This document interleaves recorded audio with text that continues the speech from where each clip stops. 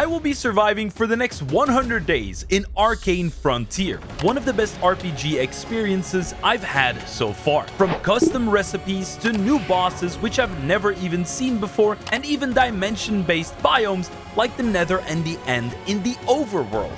With all this new crazy stuff, I set myself 3 goals. Acquire some of the finest gear in the lands, complete expert mode which has some really sick bosses, and last but most important, don't die. As crazy as it sounds, in this pack, Hardcore has 5 lives and is called Brutal Mode. Alright, enough yapping. Like and subscribe, and let's head into our 100-day adventure in Project Arcane Frontier. Lock in! And we actually got a rather interesting spawn with a village right next to us. Of course, you know that I already started abusing all of parkour, using slides and rolls to my heart's content. And I gotta say, dude, these new versions of parkour are looking really awesome. Now, abusing the village, I had a very simple goal, which was to get a bunch of the emeralds, which I could then trade in with an armor, giving myself some very easy iron armor. Now, the way that this mod pack works is iron armor is actually not that easy to get. You have to craft it using armor components, and we get those after killing a battle tower golem boss.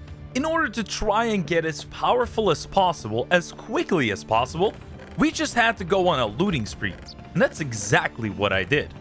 Now, with an inventory full of riches, I topped it off with a little bit of trading, and we had 3/4 of a full iron set. And while looking at the map, I noticed we had a crawl dungeon right in our backyard. That was going to be the first next stop on the list, as we needed to get so much experience. Arriving at the crawl dungeon, the first thing you always need to do is check that chest in the upper stairs. It always has torches, it always has some kind of gear, and some basic food. Now, as you may have noticed, or may not have noticed, we don't have a hunger bar in this pack. Food is directly translated into healing, so having food is actually a big deal, as that will heal you in a dire situation. We had to get down to brass tactics though, as I needed a shield and a stone sword in order to get this ball rolling, as we can't use any iron equipment yet, because that requires you to have level 8 in attack or defense.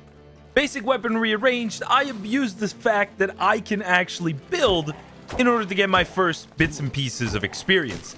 And I hacked and slashed away trying to get those first levels in order to reach iron equipment. And the sounds of the dungeon were ever so soothing. Now, my plan for the first few days, maybe even the first 10 days of this adventure, was going to be to get as many levels as possible in this singular crawl dungeon. Normally, the deeper we advance, we should also get better and better loot. I was already finding these necklaces from iron spells that can give us spell unlocks. But there's a twist. You need to have upgrade orbs in order to use spells. We'll get into that a little bit more later as we progress and we actually get those upgrade orbs. But for now, what you need to know is you can't use 90% of the spells, even if you find the scrolls. Luckily for me, I made a first big advancement, which was unlocking level 8 defense and being able to equip 3 pieces of iron gear. I was praying though that we were going to find an iron helmet within this dungeon. If you guys want a real pro tip, use torch arrows if they're inside your pack. You can fire a torch arrow at a spawner, light it up from a distance, kill the first wave it spawns, and then just chill. I also found the way down to the second layer of the crawl dungeon, and we were almost done finishing off all the rooms of the first actual floor. That being said, the noises of the dungeon actually came from the second floor, where a whole mob of zombies had piled up at the door. Some of them having some incredible reach, dealing 50% of my maximum HP in one swing. These guys are dangerous, and you need to keep your wits about you, as zombies from upper floors can also still drop down and try to assassinate you. That guy had 2 swords. A bunch of mob grinding later, we had unlocked enough experience to be able to get attack level 8, meaning iron weaponry was now within my reach. Now, I was having a jolly old time, killing some spiders, killing some zombies, running out of weapons to use because durability is really low, and that's when the devil started whispering in my ear, and I had no idea what this was. That's when I found an Enderman. And that's also when I realized that he was making the creepy noises. Yeah, I only had to change my pants 2 times while trying to kill this Enderman, truth be told. Especially when I started hitting him. And he teleports me instead of teleporting himself. I have really bad experiences with Enderman teleporting me. I don't like these guys. Truth be told, the rest of the dungeon went pretty swimmingly up until the point where I found a zombie with 80 health points and 27 armor points that took 2 damage from an iron mace. So I, again, used my superior building skills, blocked this guy in, and wasted about, like, 60% of durability on my weapon. For some reason as well, I still hadn't gotten an iron helmet as a reward from these loot chests. The only thing I was getting was gold helmets and silver helmets and leather helmets. None of them iron. A little status update for those of you who really like to see stats. These were the skills at around the end of day 3. And before finishing off day 3, I decided to head back up to my bed at the top of the crawl dungeon. Just to have a nice old nap, you know? I wanted to take inventory, sort some stuff, dump some stuff in some chests, and see what was around the base. Made an extra backpack and started storing away all of the valuables inside the 2 backpacks that I own. And we were gonna go on a little good old journey. Oh, and as another pro tip, guys, brew your water. Just boil your water, make purified water. Purified water stacks up to 64. Not your canteen that has 5 to 10 uses. Just boil water, honestly. Water and inventory space secured, I was ready to head deeper into the dungeon than we had been before. And I was ready to start hitting it big. I wanted that nice loot, that premium loot, maybe some diamond armor. That doesn't sound too bad to me. I also immediately noticed that this was a bit more of a difficulty climb than I expected. These guys were holding giant swords that would probably deal the better half of all of my HP in one swing, which meant that we needed to be careful about things. I still really hate these Enderman noises. I don't know, there's just something about these noises, man, that... Nah. While I was trying to find my way down to the vine layer of this dungeon, well, something quite unexpected happened. Yeah, creepers blow up terrain to access you. And in this case, the creeper blew up terrain to get a whole bunch of mobs through the door to try and kill me. That's the moment I knew I had to GTFO. There was just no other option. I was not equipped to deal with a horde of mobs while not being blocked in. Truth be told, this let me organize my inventory and my storage system, take my waystone with me, hit a nice little sleeper, and then go out on a journey. And the journey I wanted to go on was to try and find some interesting structures. Mainly, I wanted to find a permanent place of residence and an artifact or two. And one of the things where I could find an artifact was something I ran into in the beginning of the morning time. This was a mineshaft, and one that had a high chance of giving us an artifact. Slowly making my way down into the mineshaft, I also spotted diamonds left and right, which was nice because I thought we could just use diamonds to make diamond armor. Well, that was a surprise we were going to find about later, but it doesn't work out quite that way. Dispatching a few mobs and dodging a few creepers, I made my way to the first chest, which had a whole lot of nothing. Beautiful. It was also the only minecart with a chest that was inside of this mineshaft, so no artifacts for me. Sometimes I really do have some rotten luck, I can't even lie about that. Of course, this couldn't break my spirits as I pressed on in this vast new world that was now open to me for exploration. Now, keep in mind, we still had to be careful as we were, quite vulnerable, but I did spot something in the similar style of a mega church that kind of piqued my interest. I quickly hit a nice little nap because ain't no way I'm taking on a dungeon during the nighttime out in the open, and come morning time, it was time to see what this place was all about. And while it sounded like it was a sort of illager structure, I also saw their banners. Not entirely sure what this place was up to, so I opened up the front door. And well, I gave some nice little greetings, and I was greeted back with an iron axe to the dome that dealt half of my HP. Minimizing my losses, I took on a pillager tower, a smaller variant of the structure that I was at before. This one, only having pillagers, was going to be a little bit more relaxed. Just had to dodge, bob and weave some arrows, perform a couple of rolls while hitting some nasty combos on these guys, and before I knew it, I had wiped out their entire clan. After which, the only thing left to do was to secure their loot. And their loot was juicy. We unlocked the Power Glove artifact, which is an artifact that gives us +4 attack damage. Which is pretty huge, all things considering. That's like half of an iron sword swing. Continuing to explore this new world, I eventually stumbled upon a village. And really, without my knowledge, I started their demise, as apparently I had a bad omen effect, and, well, a raid happened.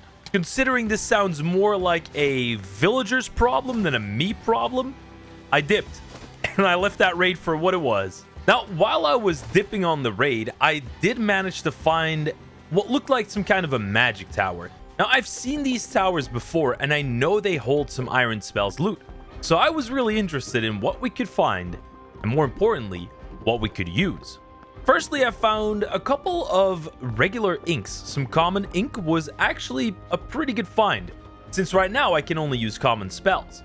So if we ever get the chance, we can make common spells now. Next up, we also found one of these inscription tables.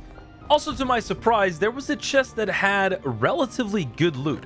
We got 2 aqua spells of the rare quality, as well as some obsidian, some tablets, more ink, and an aqua necklace. And I seem to remember that all the way at the top, there was also a secret chest hidden away. And I was right.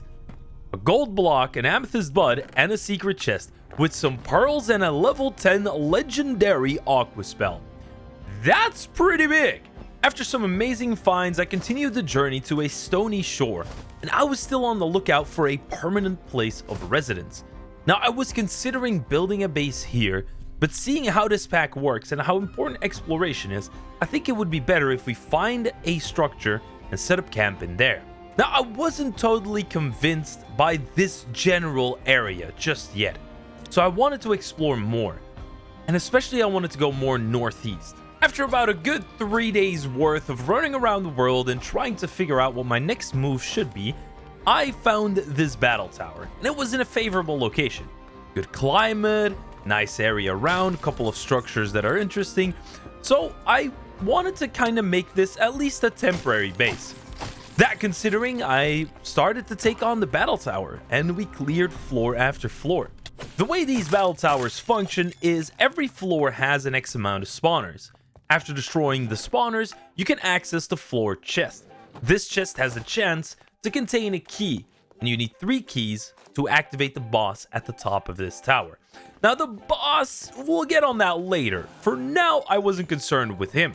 I was more so concerned with killing all the mobs on the floors and getting as much experience and loot as possible. And the experience in this place is actually quite good, as there's multiple spawners you can destroy for a hefty amount of experience, and a whole lot of mobs that will continuously spawn and build up over time.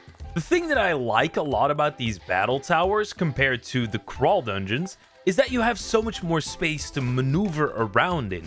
Each floor and each floor in between and the staircases. With the crawl dungeons, you can get cornered very easily.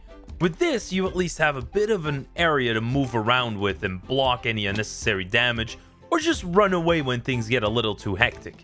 It was time to take inventory and figure out what my next move should be. Considering that I didn't take on the Battle Tower Golem boss, and the tower will remain for the foreseeable future, it was a good idea to start setting up some basic chests.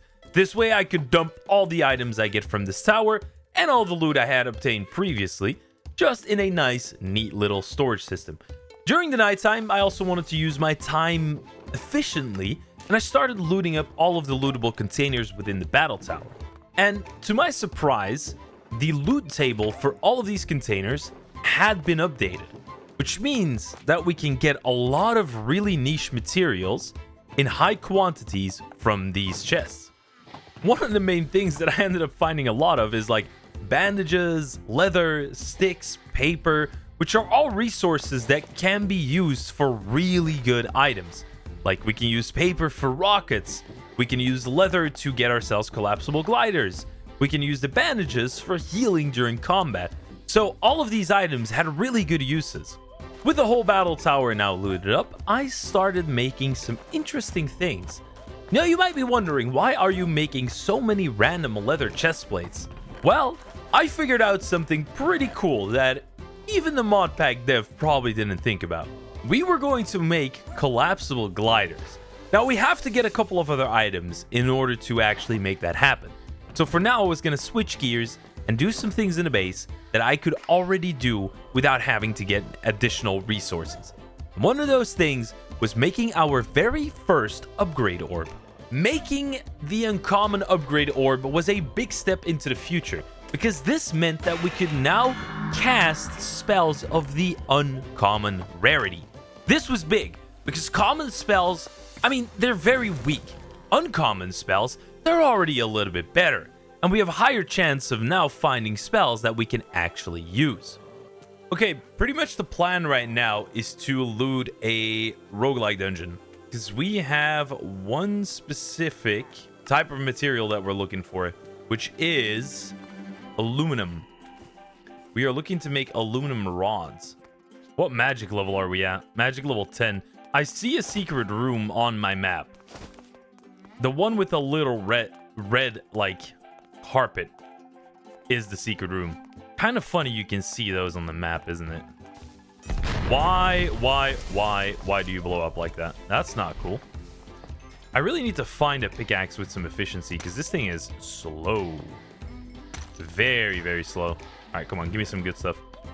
I mean, that's all right. You are a 80 health zombie. I do not like that. Oh my god, your reach is crazy. Well, I'm just gonna farm you guys for a little bit. Oh my god. Oh my god. Oh my god. Holy.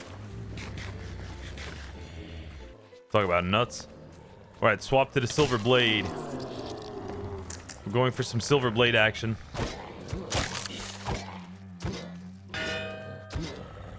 Well, I gave me a bunch of experience. That's magic level 20. Now we're going to level up attack and defense to 16. So we're at least at the stage of using diamond. What a bad spot for a cursed armor to spawn. Out of here. Sayonara. Ooh, recall potion. Huge. Labyrinth map. Glowing powder. Bet. I need to go a floor down, but where is that? I gotta find that first. This floor is janky. Oh, here it is.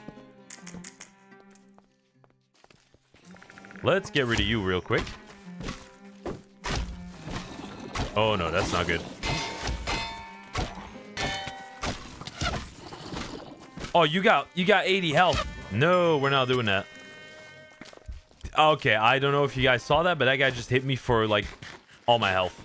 Literally everything. What? Yeah, I'm gonna dispatch you like that. What? You were fast. Wait, what? Oh, dude, that's just a death trap. What is this room? Nuh-uh. What are these guys? Frozen zombies? They're throwing snowballs. What? I constantly gotta watch my six, dude. I'm hearing so many noises that are scaring me.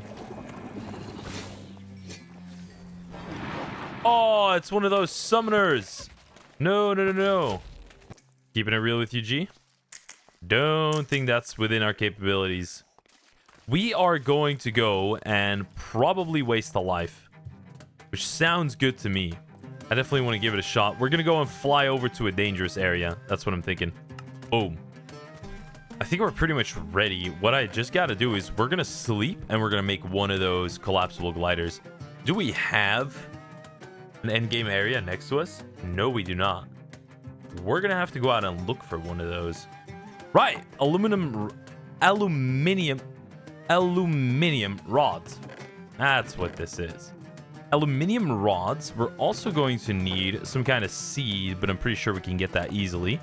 We're going to need a stone hoe. And we're going to need a whole lot of bone meal.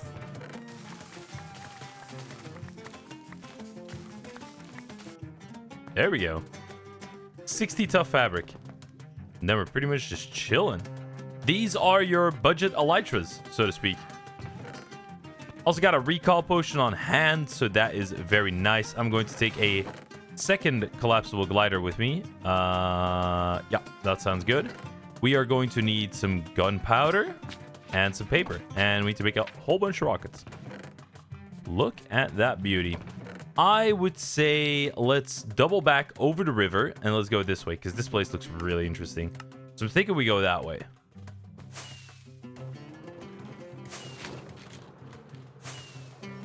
Now, the trick with these gliders is they take damage when you go too fast. So you take a little bit of damage flying up and then you just hover and glide. It might not be a lot faster than traveling over land by foot or let's say with a horse. Although this is already pretty fast. But it's more so that it's very convenient. Like this is a really, really convenient way of travel. I love this. This is awesome. What is this place? Oh, alligator. Wait, is this what I think it is? It is what I think it is. Wait, we could get some god apples here. Unless these things are too strong.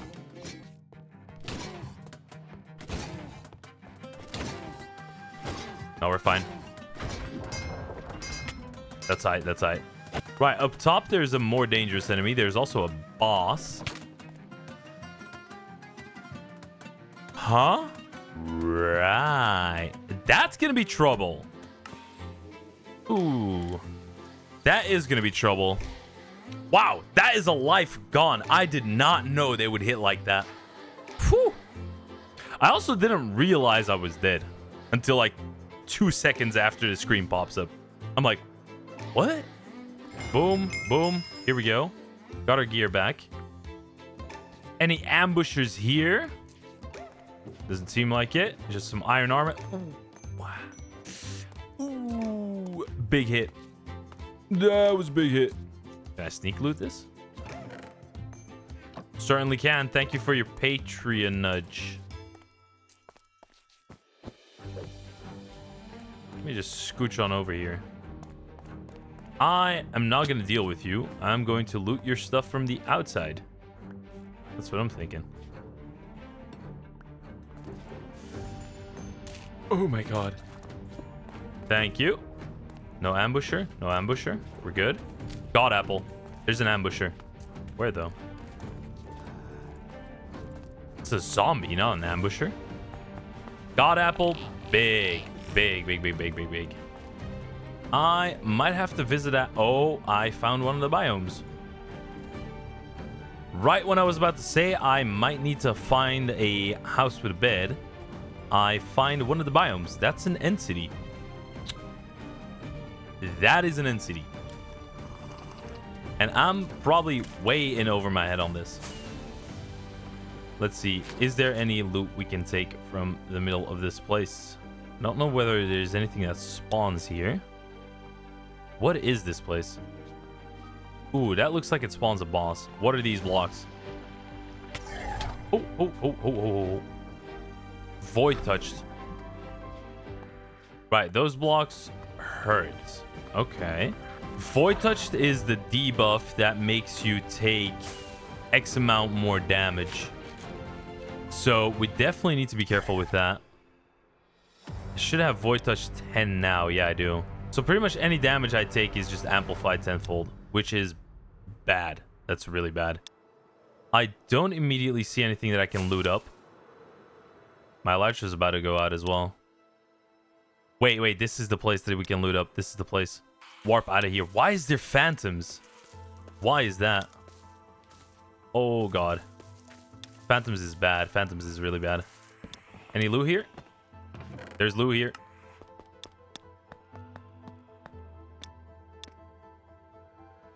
what I came here for. I'm out. I can't believe that worked. Oh my god. I knew there was a place where we could get some stuff. Wow. Dark Scythe. 15.5. We can already use this. No way. No way. That's crazy. That is crazy. You can already use that. Wow. Increases eating speed when consuming food. Grants 10 seconds of gluttony buff. Wait, does that stack? Wait, oh, hold up. Does that stack? Also, Dragon Bone Shovel Efficiency 5. Nice. We got the Brigantine of the Blinding Abyss. We got Dark Leggings. We got Dark Chestplate. These are both level 25. Oh, Netherite Battle Axe. 18 attack damage. Oh, this Scythe has a lot of attack range. Look at that. 4.25. 4 NT reach as well. I like this Scythe. Sweeping Edge 4. I like that. That is good. Whew. I am happy. We are also going to negate all fall damage. We're going to make that. Which means we need to make an alloy kiln. Alloy kiln bricks. Here we go. That is sandstone and bricks. Super cheap. We are making ourselves the lucky horseshoe. Hey, yo. What are we doing here? If I could get something that increases attack speed, that'd be huge. That would actually be pretty huge. Attack speed increase. All right, now we just need to get levels. We need to get a whole bunch of levels, and I need to store away a bunch of this stuff. We can make 3 aqua manuscripts, and we have, I think, 3 aqua spells. We got a common, a rare, and the legendary. Right. Oh, I need a spell book. That's right. I need a spell book. This is the one. Apprentice. Which means we need Umbran. Umbran logs. Isn't that in Defiled Lands? Umbran. Yeah, this looks like the Defiled Lands stuff. Okay, so I need 4 saplings. I need 1 redstone and 4 iron. And we are quickly going to make ourselves what is called a nature compass. Oh, I need some logs. Oh, I was just doing it wrongly. There we go. Is there an Umbran? Ah! Umbra Valley. Oh, there's no way. Oh, it's found in the Ominous Woods. Wait, what? Oh, Ominous Woods. Here we go. Ooh. That does look far away. That is going to... Oh, wait, no. We got one 4,000 blocks away. Okay, I need some gliders. Ominous Woods, here I come. What are we gonna find in this place? Wait, hold on, that's an illusioner. Now, let me grab a few logs here, and we'll explore this island a little bit. Oh, this is an Iron Spells dungeon. Wait, what? Check this out. Okay, this guy's trouble. Woo! My God, he scared me. Ooh, we got spells and everything. Why is there vexes? Alright, there should be some Iron Spells materials in here. There certainly are. Learning 1. Wait, that's gonna give me more XP. That's huge. Alright. Throw hands with this Arch Evoker. Okay, he was not difficult at all. He did give us a rare ink, though. That's huge. Rare ink. Got a diamond, a goat horn. Isn't there, like, one more barrel? Yeah, there is. There is. Soul Eater capacity and Prot 3. Prot 3 is nice. Attack level 16. Now we go for defense 24 is what I'm thinking. Quick little trip for some Umbran logs. Back at the base in the Golden Wilds. Now that sounds cool. We also need to make that golden horseshoe, for which we need... Oh yeah, the kiln. We're gonna do that right after this. Right after this. Right, I'm gonna go ahead and I'm gonna scribe these into... Ooh, okay, I got the common one. Let's go ahead and unlock these spells. So we got like a wave type of thing. Flood Slash. We got that one. And then we got what looks like some kind of explosion. sprays a stream of bubbles that deals damage and slows affected entities. Ooh. Okay, so we got Flood Slash that deals 12 damage, 70% mana steal. And we also have the Bubble Spray. You haven't unlocked this rarity yet. Really, what rarity is this? Oh, it's rare. That's why. Okay. Meaning we need to unlock the rare upgrade, which is 2 rare ink, an arcane essence, and an arcane ingot. Oh, I have 2 rare ink. Yes! Yes! We have magic. That is pretty exciting, to be honest. Boom! Now we should be able to use Flood Slash. Ooh. That's kind of nice. Bubble Spray. Some long-range action. So we need a Cloud in a bottle. We need a Water Bucket and 4 Arcane Essence. And then we're going to need some Electrum. And Electrum is a blend of silver and gold. So gold, silver. And then give you a little bit of fuel. All right, that's good. Smash it into a plate. Boom. Lucky Horseshoe. There we go. All right, so just this should negate all fall damage taken, right? Test it out. Oh, that's beautiful. So with the heat string, we make... Okay, we make these. Right. For common warm coats. That you use in a sewing table. How do you make a sewing table? This is a completely new block that I've never seen before. 3 planks, a redstone, and 4 iron. Okay, how does this little puppy work? So what we would end up doing is we grab this, we grab that, and then it should give us cold resistance. Yeah, perfect. All right, there we go. Now we have +2 cold resistance on all of our stuff. The moment I get 1 cinder essence and I can make an alchemical cauldron, that's when we unlock so much different stuff. I'm telling you. I also should grab a few bits and pieces of snow. Wait, and there's another... Oh, the other tower we see on the right-hand side. That's the one with a dungeon underneath it. I don't think we need to do that one right now. But I definitely want to conquer this structure. Let's see what's going on with this place. What's up here?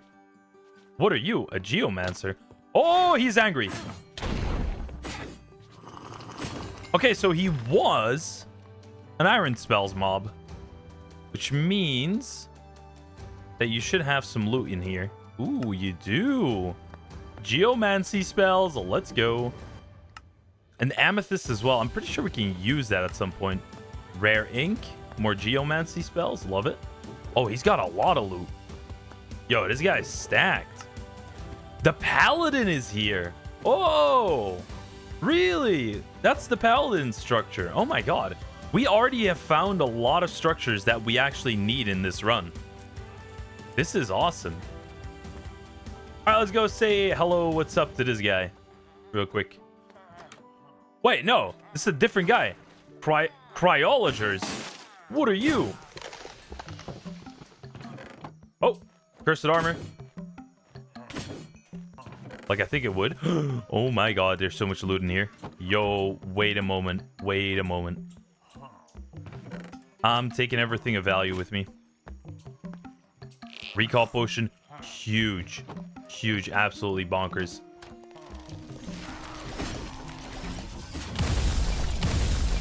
Oh my god, you deal a lot of damage. Wait, what is this? Powdered snow bucket.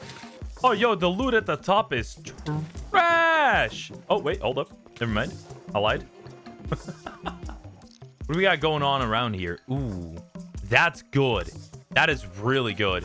We are quite strong now, I feel like. So that place where we're going to right now is another one of the iron spells areas. But it's an iron spells area that's a little bit more dangerous than, like, the Archevoker, for example. Oh, no. Oh, I don't like that. Oh my god, they do a lot of damage. Holy. What? Did you see that damage? Oh, dude, there's enemies everywhere. We gotta fight for our life here. Crusher. Scythe is carrying, my guy.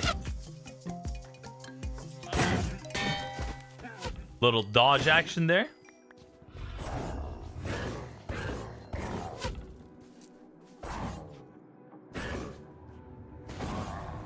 All right, Ravager has been killed. Okay, this is good.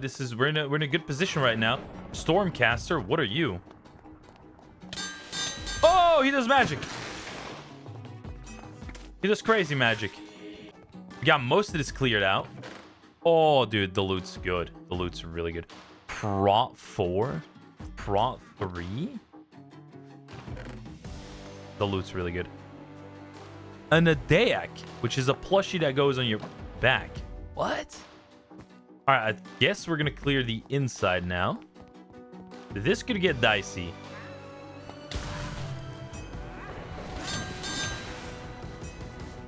What is that? Replenish. What? What? Items are repaired over time? I have a mending trinket now? Unbreaking 3, Prot 4. Yo, we just got a whole Prot upgrade. Jade. Oh my god, dude, this place is rich. Rich, rich, rich. We are going to have a fun... We are going to have a fun time looting this. What is that? What is this? Stormlander. Is this supposed to do anything? It only does 7 attack damage, so I'm pretty sure that my Dark Scythe is way stronger. What is this gibberish? Is that the explanation or the user manual for the storm handle? Well, I can't read that. Yo, I gotta... Yo, hold up. We're placing the Waystone down right here. We call it far. We go back to the base. I was gonna say, and we're gonna move, but I feel like we got a nice thing going in the battle tower here. I feel like we got a pretty nice thing going here. All right, we need some more chests. What evocation spells do I have here? That's a steed. I don't really want that. That could be interesting. That could be interesting as well. Might be interesting. That seems pretty good. That is the same rarity of something. The more magic we have, the better. So we have this one, throw. Cast to throw your held item, dealing a base damage plus damage normally inflicted. Ooh. We got the Chain Creeper one. Ashen Breath we have as well. What is this? Fang Strike. I like that. I like that. So we have the throw weapon. What? Yo, that's crazy. And then the Fang Strike. Ooh. That deals 11 fangs of 9 damage. So I guess they could stack. The throw weapon deals like 48 damage. That is a lot of damage. I like it. I'm taking it. Okay, so I just forgot to press record. We killed the battle tower golem. Can't believe I didn't press record. Oh my god. Yeah, we're in a little bit of a predicament here. So what ended up happening is I killed the battle tower golem, and what I didn't realize is the tower gets destroyed in the progress. Hold on, let me go show you. So you might think the base looks normal. Few blocks here and there, nothing too big. Yeah, well, the tower's gone now. So I'm looking for a new place of residence. So what I'm thinking is, I'm thinking of moving into this structure. We conquered the pillagers' fortress, and I think this could be a really cool new starting point for us. All right, this is looking good. We got a sizable area to work with. A bunch of food and stuff in here that I don't really need. Okay, that's a start. That is definitely a start. Pretty good, even if I say so myself. Right, back to the base we go. Also, new bed. Who this?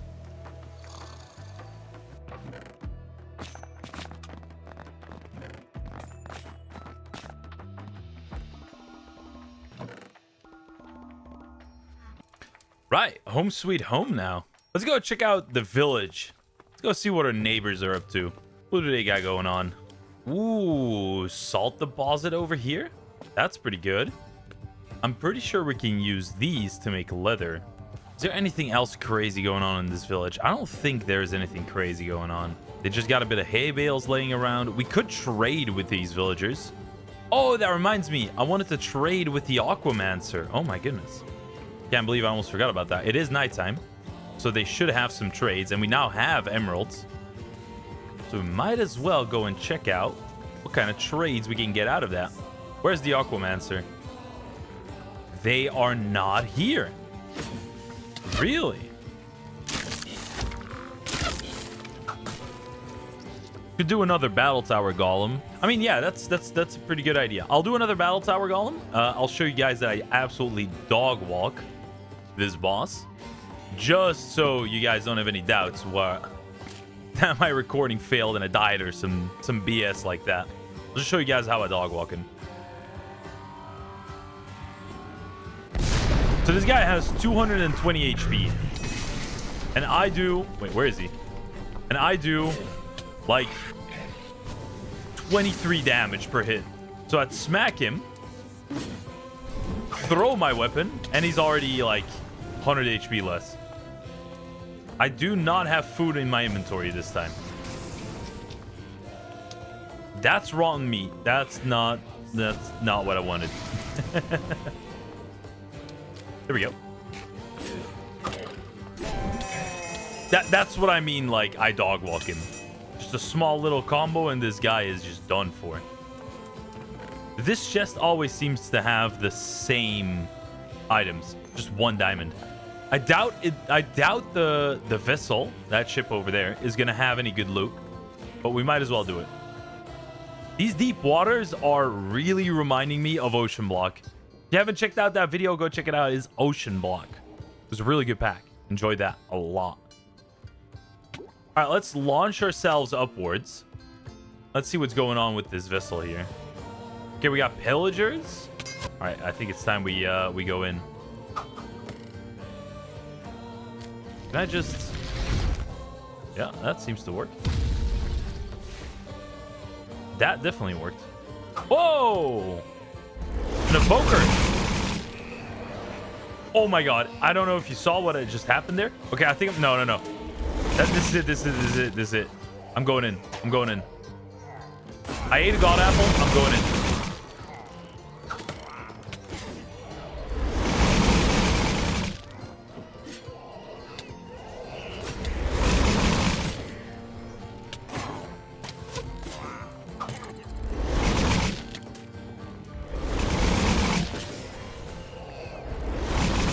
Oh my god, where are these guys?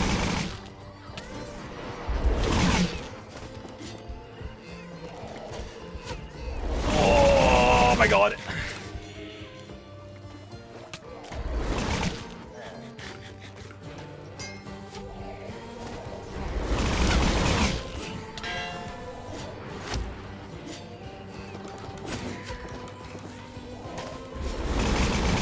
There's another one. I don't know where though. Found him. Got him. Woo! Okay, that is a dangerous ship. Can we do anything with this totem? Dark scroll must be used within a woodland mansion. What? Ominous idol. Non-item ritual. No, this is all. I think what would be best here. There's no way we can do that. There might be a chance that this totem works. There's a good chance that it doesn't work since it's one hand. Whoa! Hold up. Good axe. Nice. There's a good chance that the totem doesn't work when I'm holding a two-handed weapon. I need to test that out, though. Yo, I don't want to be pessimistic here, but this ship is ass. That is actual ass. Not anything else here on the sea that I want to explore, to be honest with you. We're going back home. Yeah, we're going back home. Yeah, next up, Doom-like dungeon. I think we have one close to the previous base. I don't think we have one around here. Because the roguelikes we have, but the Doom-likes... Wait, why is this guy having a particle effect? Oh, it's because you got 80 health. That's why. It just drops him. Oh, undead raid. Hello. Oh, now I kind of want to do the raid.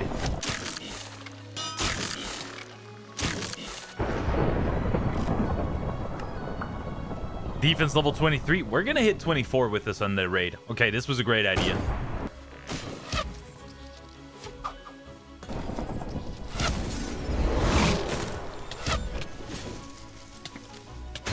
Ooh.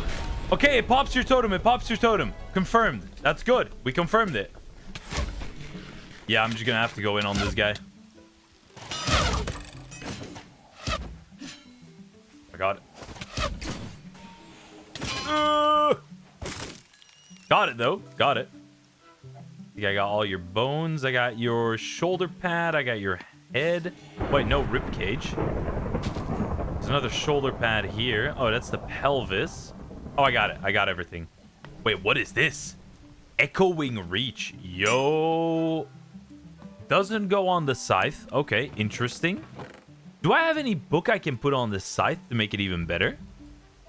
There's lifesteal we can put on it. There's learning 1 as well. I do like learning 1. Definitely the sharpness is going to be one of the more important ones. The learning... Soul Eater. Okay, yeah. Nice. Pretty good scythe right now. I like that. Wait, is that a Geomancer? Geo Grandmaster. What? How are you spawning here? Whoa, whoa, whoa, whoa, whoa, whoa. Pause, pause, pause. What is all this? Mithril ingots? For like braces and talons? Ooh, ooh. Whoa. Measure of stone. What happens if I kill this guy? Can I kill this guy? I'm not sure. I don't just want to kill him. Yeah, there we go, there we go, there we go. Nice, nice, nice, nice, nice. That's what I'm talking about. Boom, boom. Flower on top. And then I know that's you. Okay, this scythe makes it really easy to harvest it, though. Oh, the scythe has changed my mind. Look at the amount of bread I can get from this. It's just too easy. It's just too easy. Look at this. Boom. Oh. Why is it so easy? Okay, we do that. And then we go into the Doom-like. We just got 2 stacks of bread. Okay, right now, that's going to be the fit. We got the Brigantine of the Blinding Abyss. We got the Dark Leggings. And we got the Boots of the Blinding Abyss. Which has way, way more armor. Chestplate, for example, more than 50% more armor. Leggings, 50% more armor. Boots? No, even more. Wait, what is this? 3 times as much armor. What? What are these boots? Holy. Okay, we're ready. Doom-like dungeon it is. Doom-like dungeon it is. And so I started my descent into the Doom-like dungeon. And I promise you guys, this Doom-like was not going to go as I had planned. This was going to be one hell of a catastrophe. It all started out pretty normal. I looted a couple of chests and a couple of monsters were spawning, but this was a Geo Doom-like dungeon with totemic bombs spawning everywhere, which are in themselves pretty dangerous. But nothing would compare to one of the mobs that I was gonna find inside this dungeon that would change my life forever.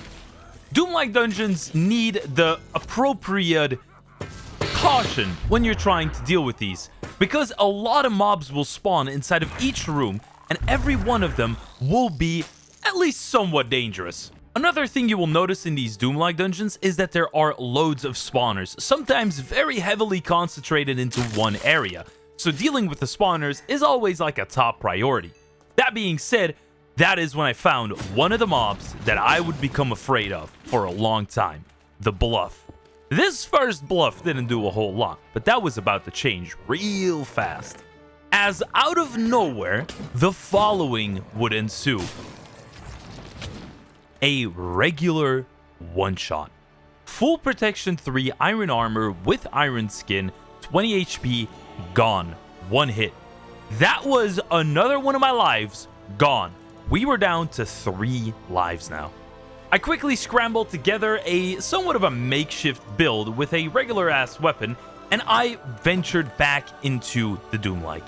One of the things that was definitely missing was my night vision, because now this was really dark, like really, really dark. I couldn't see anything. However, I did manage to find all of my gear back and retrieve the experience that I'd lost upon dying. Now, the lingering fear of the bluff was still in the back of my mind, because at this point, I didn't realize it was the bluff that was dealing that much damage. I thought it was a mob that I didn't see that ended up one-shotting me. So I'm pretty sure you already know what's going to happen next, right?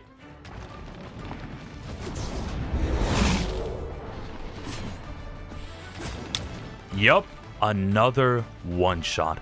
Another life wasted.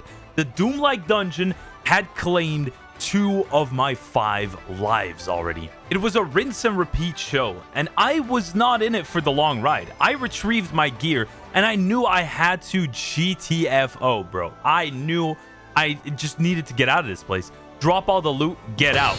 That was about the only thing I could do. But before that, a Geomancer almost killed me, spawning a totemic bomb behind me, blocking my path out of here. This was a real pinch that I was in. So as a last resort, I realized I had the recall potion, and I popped that sucker immediately, teleporting me back home to safety and making me reevaluate my life choices in this pack so far. We just went down by 50% of our remaining lives within the span of 5 minutes? With getting humbled as bad as I did, I decided to go back to one of the roguelike dungeons. We still had one next to the base, and I wanted to venture a little bit deeper to the lower floors. This should allow me to get a bunch of experience and some better loot. Hopefully. And hopefully not run into any bluffs, because they kind of ruined my whole day. Now, the really good part about these roguelike dungeons is especially the loot.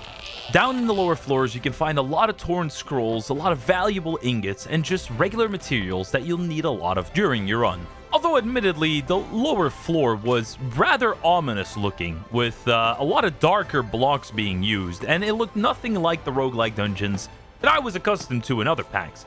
Having rattled zombies with potion effects and giving me negative debuffs, I wasn't really sure what I was up against in this lower floor. However, I pressed on and I took out the spawners inside of all of the lower floors, and I was kind of let down by the loot that was inside of this chest.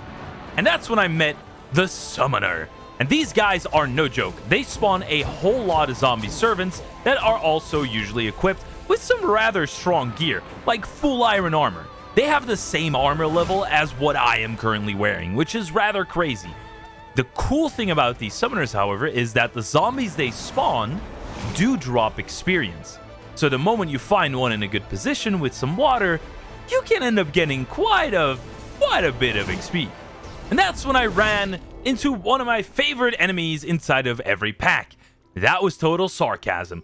The Ferrous Rotnot. This is a dangerous enemy on a whole other level, and I was going to find that out. Yeah. However, before that, I did actually find a really good enchanted book with Razor's Edge 4 and a recall potion. That was probably one of the best things that I'd found in this dungeon so far. Now, here was me thinking I was rather safe with my Totem of Undying, so I thought, why not give the Ferrous Rotnot a chance? This is supposed to be one of the bosses I should be fighting around this stage of the game, so how bad can it really be, right? Well, apparently it can be really, really bad, and my totem doesn't work with my scythe. Should have realized that when the bluff one-shot me as I was holding my scythe back then, but I didn't. So now with only 1 life left in this run, we had entered true hardcore mode, meaning that if I die again, the run will be over. That will just be it. 24 days we will have completely wasted it. That being said, I didn't let it get me down. I decided to go on and figure out a new type of build, and I wanted to look into some of the more niche items, mainly Goaty, because Goaty had a Totem of Undying that was rechargeable and that you could put in an artifact slot. meaning that even if I use two-handed weapons, this totem should technically still save me from dying. However, the way to get the totem is a little complicated, as first of all, we'd need a cauldron, which is made using steel and not iron, meaning we'd need to get a blast furnace.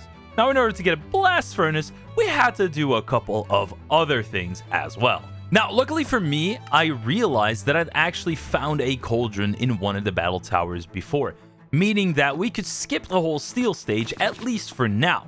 Eventually, we'd have to do it anyway, but having the cauldron now would allow us to make this ritual altar. Placing the ritual altar down, we needed to infuse an emerald, but it wasn't as straightforward as just placing an emerald into the infuser. Sadly, I was kind of hoping it would work like that, but there needs to be some source of power, and I did not know where that power came from. So I decided to switch gears, and I wanted to do some high-level looting. I decided if I was on my last life on day 24, I might as well risk everything and go for some fat loot. There was only one chest looted in the high-level arena, there were 3 remaining. So, I went and I risked everything. I can't really say that I would advise anybody to do this in hardcore, as whatever touches me, whether it be an endermite or some kind of thorns damage, a flower dealing half a heart will deal half of my HP because we are void touch 10. This strategy is not recommendable. I'm pretty sure if you'd ask 10 out of 10 doctors if they'd recommend this, they'd all say no. But, that being said, the loot was fat. So fat, it's undeniable that, in my mind, this is a good strategy. The only thing I didn't really account for was that cursed armors can apparently also spawn out of these chests. So that was a little bit of a problem. Combined that with the phantoms that were next to me, we were in a little bit of a predicament. But as the stars aligned and the cursed armor got stuck inside of the arena, it was my time to shine and to sneak loot all of it. There were so many goodies. That phantom also almost touched me, and I'm pretty sure if he did, I would have been dead.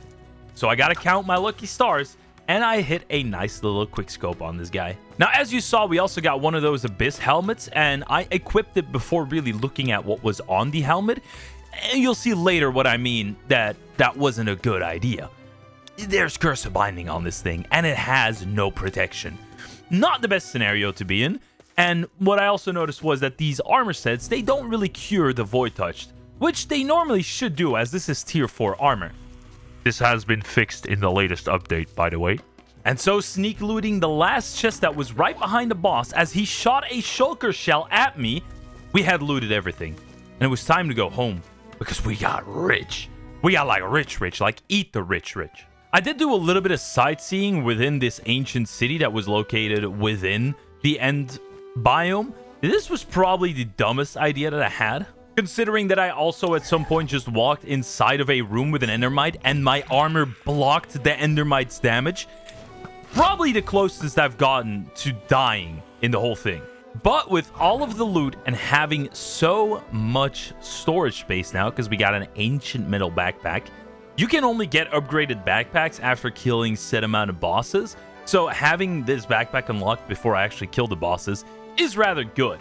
We also got a whole plethora of rare materials. We got some netherite weaponry. We got a couple of extra bits and pieces of armor that was high leveled, so we could mix and match as we saw fit. Now, in order to progress into the new stage of the pack, which would be the steel stage, where we can actually craft some of the items that we're going to need in order to make like a structure compass, in order to make a few items required to find some bosses, we needed to get the blast furnace.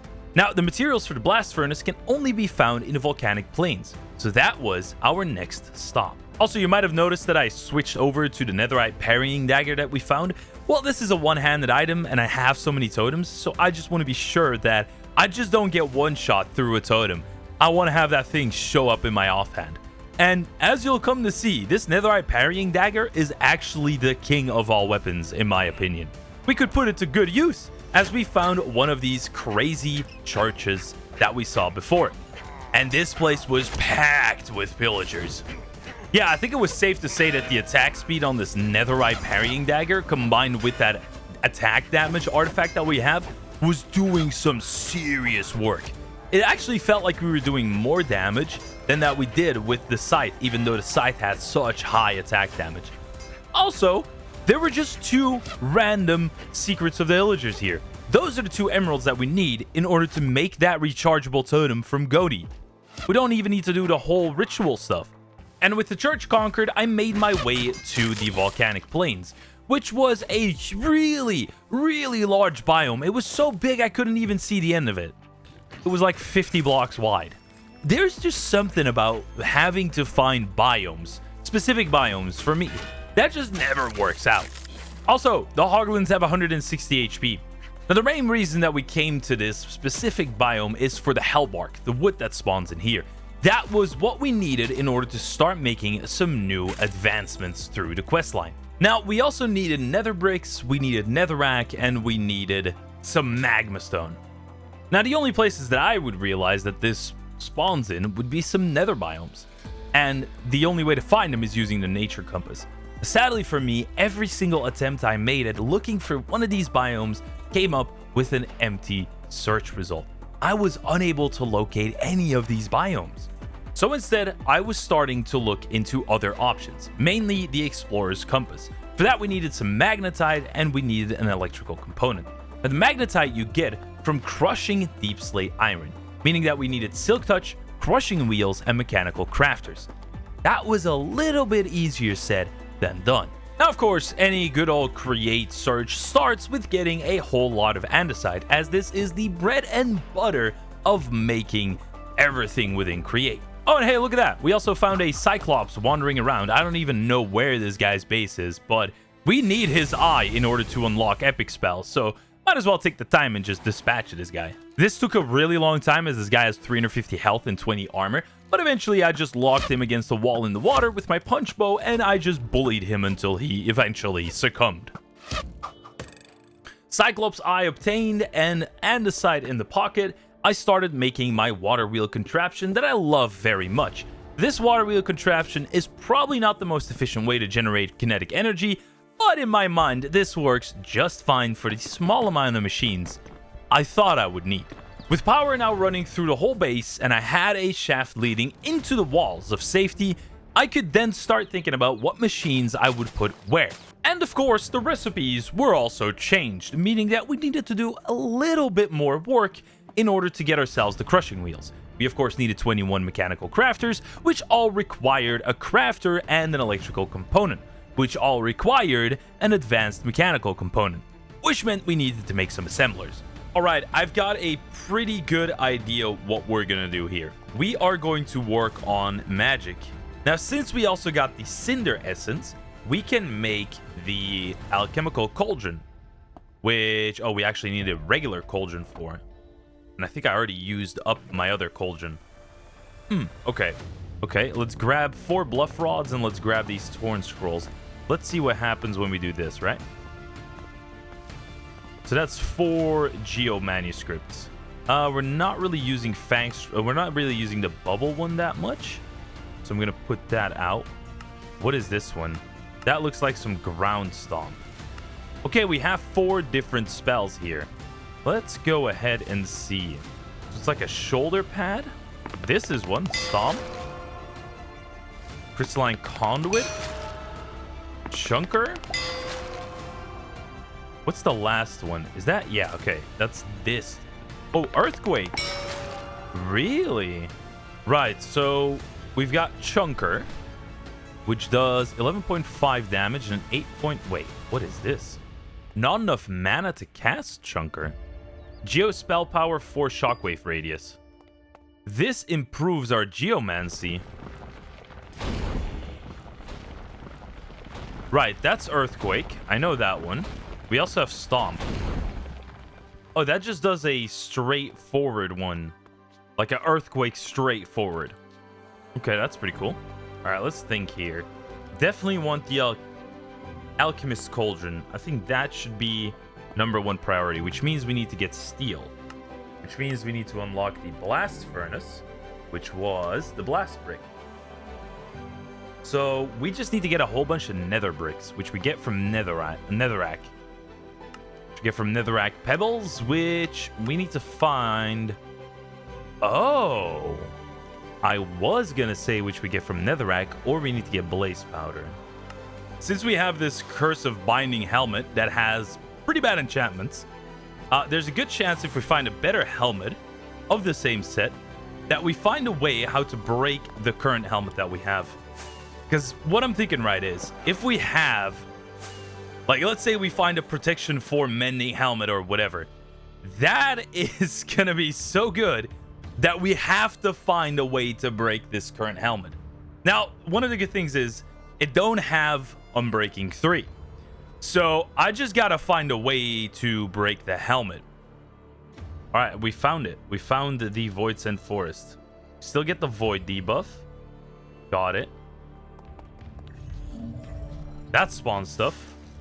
Wait, it's just Endermites. Oh, you can't break it. It's an actual trial spawner. What loot is this gonna give? Since we're not affected by Voidsent, I think it's worth it to try and loot this. It gives you Dragon's Breath? What? Oh, what is that?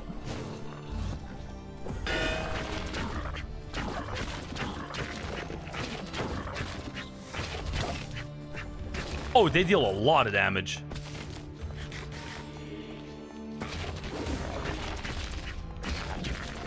Oh, these guys are strong. Oh, God. Okay, that worked. That worked. What do you give me? The Void Key. That's for that thing downstairs. Yo. Hold up. I think we just got money. What are you going to give me? Oh. Oh, oh. Wait, 2 items only? So you give me Spirit Fabric. And I think you gave me a regular golden apple or a god apple. Wait, what does Spirit Fabric do? It's used to upgrade the spawner armor. It's not even that good. Oh, Void Touched, Void Touched. Ooh. Okay, entering that building gives you Void Touched. Got it, got it, got it, got it, got it, got it. There's a Sea Serpent right there, though. So I'll have to be careful about that. What kind of loot's in here? Magic Mirror. Mending Helmet. Oh, dude, this loot is pretty ass. You guys should be safe here. Oh. Well, this is pretty good loot. Throwing Knife. Okay. A Dark Shovel. Power 4. I like that. Is that all the loot that's in here? No, there's another one. Yes, yes, yes. Here we go. Some Ender Scrolls. There's an End City map. That is far away. That is really far away. Back to the steel grinding find it is. Another Power Glove. Wait. There's no way that increases my damage even further, right? That'd be crazy. Crazy good, but it'd be crazy. Ooh, there's another Voidsent biome. Ooh, let me go check that out real quick. You know, let me check that. Let me peep it. What do we got going on here? Seems like 2 dungeons that had loot as well. What in the world is this? Is that Keep Kyra? This is Keep Kyra. What? Yo. There is so many spawners here. Trying to see what's inside of the chests, though. Did they change the loot? Looks like it. A bunch of resources like gold and iron. This place also just looks stunning. Especially with these apothecaries. They drop up to epic ink. GG. GG. I'm farming these guys a little bit. Hold up. I just need 1 more epic ink from you guys. There is a nature spell that I need. Now that I think about it, there is a nature spell that I need. It's the oak skin one. I need that one. Kyra. Clyra? Clyra's. Keep Clyra's. Sure. We'll rock with that.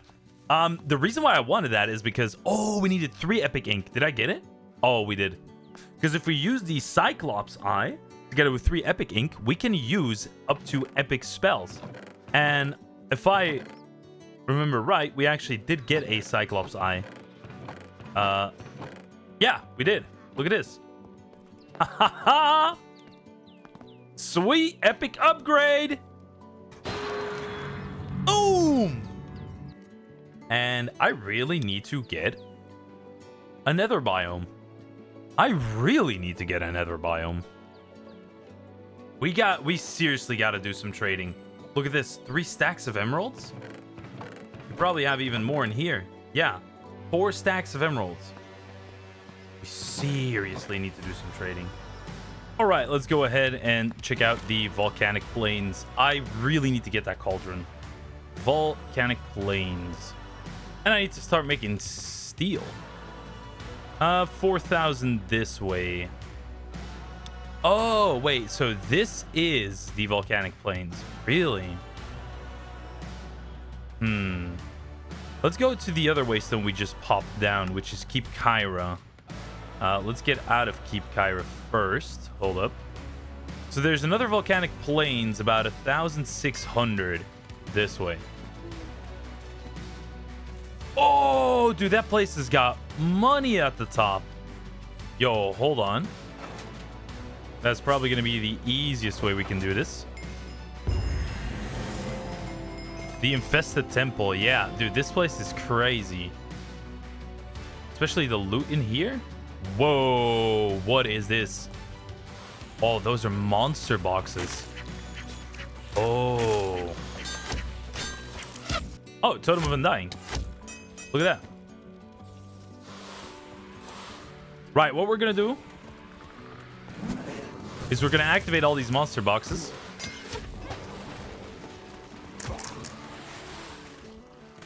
And I think we're going to be casting an earthquake here.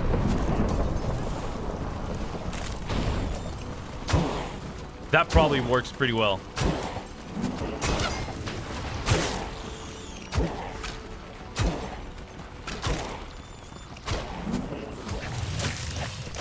Well, I have poison immunity, so these cave spiders are nothing. So far, so good. They're just throwing slowness potions. Who cares about that? The chests are empty? No way. You're joking. You're joking. What? Dude, they're all empty. What is this? It's just good for the totem. That's it. You're joking. Nah. What a scam this place is. What? There's no way the loot inside of the Infested Temple is also just completely empty, right? Where's the chest? I need to test this out. Okay, yeah, see, the chests here are not empty. To the volcanic plains we go. Oh, that's how you get a cloud in a bottle, really? Interesting. Dude, this place is a scam. There's Hellbark, yeah, but this place is a scam. Okay, can't do that. We'll have to look for a volcano then. Volcano 1,800 blocks. We'll go there. Right, okay. Beautiful giant volcanic biome. Why are these all so small? Still, though, no netherrack. No netherrack. Nothing. Nada. Dude, what biome spawns netherrack? What in the world? From material found in the volcanic region, create a blast furnace. It explains it here. And forge steel, the base of tier 2 armor. You're supposed to beat the Ferros Wrought-Knot, before you get tier 2 armor. Yo, I'm not gonna lie, I'm in tier 3 armor, and I get probably one shot. What is this? Huh? What? Dude, I think this is like the Soul Knight that spawns in here. That is crazy. I mean, this is kind of what I was looking for, because we need a nether bricks, I think. Oh, we need these nether bricks. Oh, we can cut them on a cutting board. Beautiful. Beautiful. We're done. We don't even need to do the whole sluicing system. This is awesome. Right, okay, we're going to be unlocking steel pretty soon then, which is good because we need that for a lot of immersive engineering things. Castle boss, question mark? Back to base. Right, so what we're needing is 2 of these awakened ones, one soul lantern, And then 4 gold and 2 lapis. There we go. Totem of Souls. Meaning that we need to equip that in the charm slot. And now we have a bar of souls. Oh, look at that. We have a soul bar right underneath our pickaxe. That's probably going to fill up with souls as we kill things. So let's get Soul Eater 4 on the sword. On the parrying dagger. Next thing on the to-do list, which is get the cutting board. I'm going to put that right there. Go ahead and start breaking. This doesn't seem cuttable. Okay. So cracked nether bricks don't work. These mosaic ones, or pillars rather said, they also don't work. But these do work. All right, now we just got to get a whole bunch of magma. I'm surprised we don't have any magma, if I'm being honest with you. I thought I picked up a whole bunch of that. Wait, let's first go to the nether castle boss. Is it just a library? No. Wait.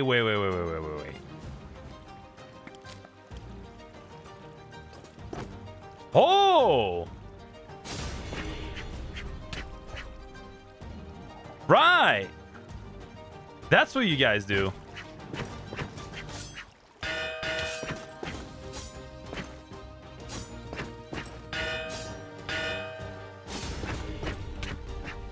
Dude, these guys are strong.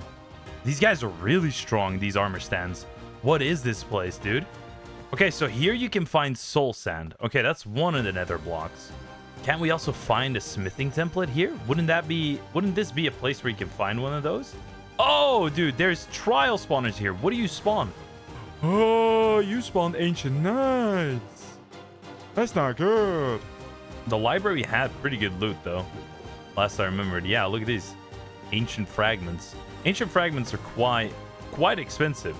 A volcano should have magma blocks. Or am I crazy for saying that? No, I don't think I'm crazy. Should be right here. That is not magma. What is that? What is this? Primal magma. Do you make anything with primal magma? Oh, you make a celestial core with that and a core monolith key. Wait, that's Umvudi. Hold up. We can probably do Umvudi.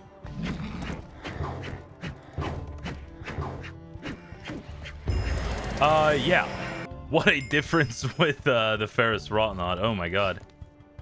Whoa. Hello. This place has got major loot, doesn't it? Oh my god. Dude, that just spawned like 20 evokers. What is this? What loot's in here? Nothing. Oh, Arch Evoker. Another one of these hand things? Really? Dark Cloth. Whoa, that's a lot of golden apples. Oh my god. Oh. Oh. That's dangerous. This guy's got a lot of defense. Oh, they're bosses. Oh, what kind of magic are you using, my guy? Whatever it is strong. Treasure pouch. Oh, these are mobs from Goaty. Right. Well, I'm not gonna go for that. I want to find magma first, because we're starting to lose track of what we came here to do. There's a giant lava lake here. Wait, no. What is this? It's regular magma! Oh my god. Oh, you don't know how happy I am to see you. Give me all of this. Yes. All right, we will have a waystone at a big volcano. Boom, back to base. All right, it's finally it's time. Now we can finally do something. We need 27 of these. Boom. Done. Like that. Like that. That is our blast furnace. Boom. That's not going to be the most efficient. This thing's probably going to be pretty slow. I mean, never mind. It's pretty fast, actually. That can just passively generate slag and steel. Probably it is going to generate some slag. Wait, sorry. I'm looking into upgrading my parrying dagger to something else. SCARIEST pops up, right? Legendary monsters chest, space station loot table. Let me repeat that. Space station loot table. What? The what now? The space station? We gotta go to space? Wither Necromancer. Dude, this guy looks crazy. Oh, treasure pouch. Wait, we had a treasure pouch from Goaty. Wait, where is that thing? What does this reward pouch give me? It gives me... Did it just give me diamonds and gold? That's it? Okay. We actually need to get to mechanical crafting. A couple of things we're gonna need. We're gonna need the engineer... Gonna be the engineer's table, right? What is this called? Engineer's workbench. This we're gonna need. We're gonna need that. We're gonna need mechanical crafters. We're gonna need one of these engineer's crafting tables. We're gonna need some blueprints. Right, we're gonna need some of those. We are gonna get into this. Okay, the thing is, okay, hold up, follow me here. I really want to get a storage system because this is terrible doing it this way. Mechanical crafters require electrical components, which require precision mechanisms. This precision mechanism, that's not expensive. Gold plates, also really not expensive. So I should probably just get one of these systems up and running, which means I need a deployer and I need belts. After figuring out everything we'd have to do in order to get ourselves set up with some tech, I needed a break from tech, actually. I was really, honestly, guys, I wasn't expecting tech was going to be so prevalent in an RPG pack. So I wanted to embrace the full RPG experience, and I went back to Keep Kyra to clear the whole thing up to the top floor. And I was kind of hoping that along the way we were going to find some technological items so that we didn't have to make them, skipping the whole tech part. That being said, it definitely felt like the loot table in Keep Kyra was changed, but it didn't include nearly as much tech as I thought it would. So with a few extra levels under my belt, I went to the next best possible location, which was the Infested Temple. We actually know that there is some technological items that spawn in the chest within the Infested Temple. So what better way to get those items than to do a full sweep of the whole dungeon? Truth be told, this is also my first time actually clearing an Infested Temple. Usually in all the other packs, I just go straight to the top and loot the top chest and get the best loot and get out. But in this case, it was actually worth it just to loot the whole thing. Because we can find tough fabric, we can find knowledge fragments, we can find torn scrolls. There's a bunch of stuff from Create in these chests. It's actually pretty lit. Oh, that being said, however, if you have arachnophobia, don't come to this dungeon.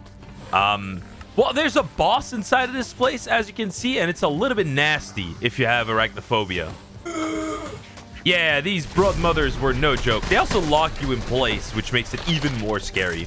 One of the things I also kept my eye out for was redstone machinery, like redstone repeaters, pistons, redstone torches, anything to do with redstone, because most of these items are used in technological crafts as well. And man, I still can't get over how disgusting these blood mothers look, bro. Oh my god.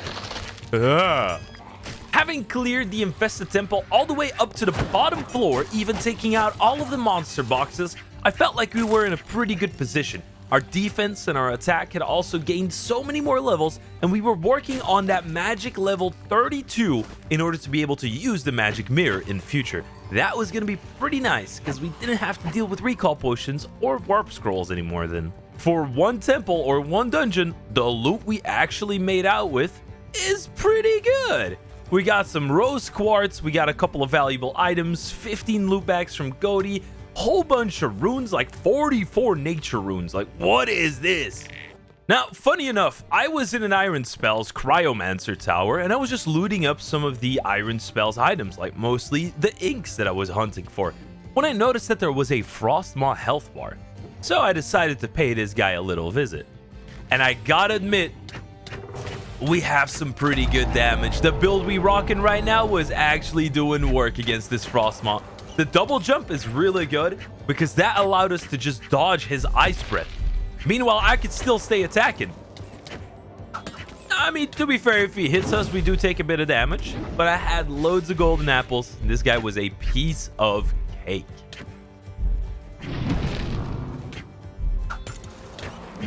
So with having the frost mod defeated, I felt strong enough to actually take on a dungeon that we saw before, the Ancient Guardian.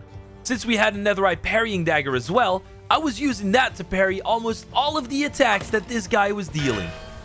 I felt pretty confident that my parrying skills had leveled up quite a bit while playing this pack.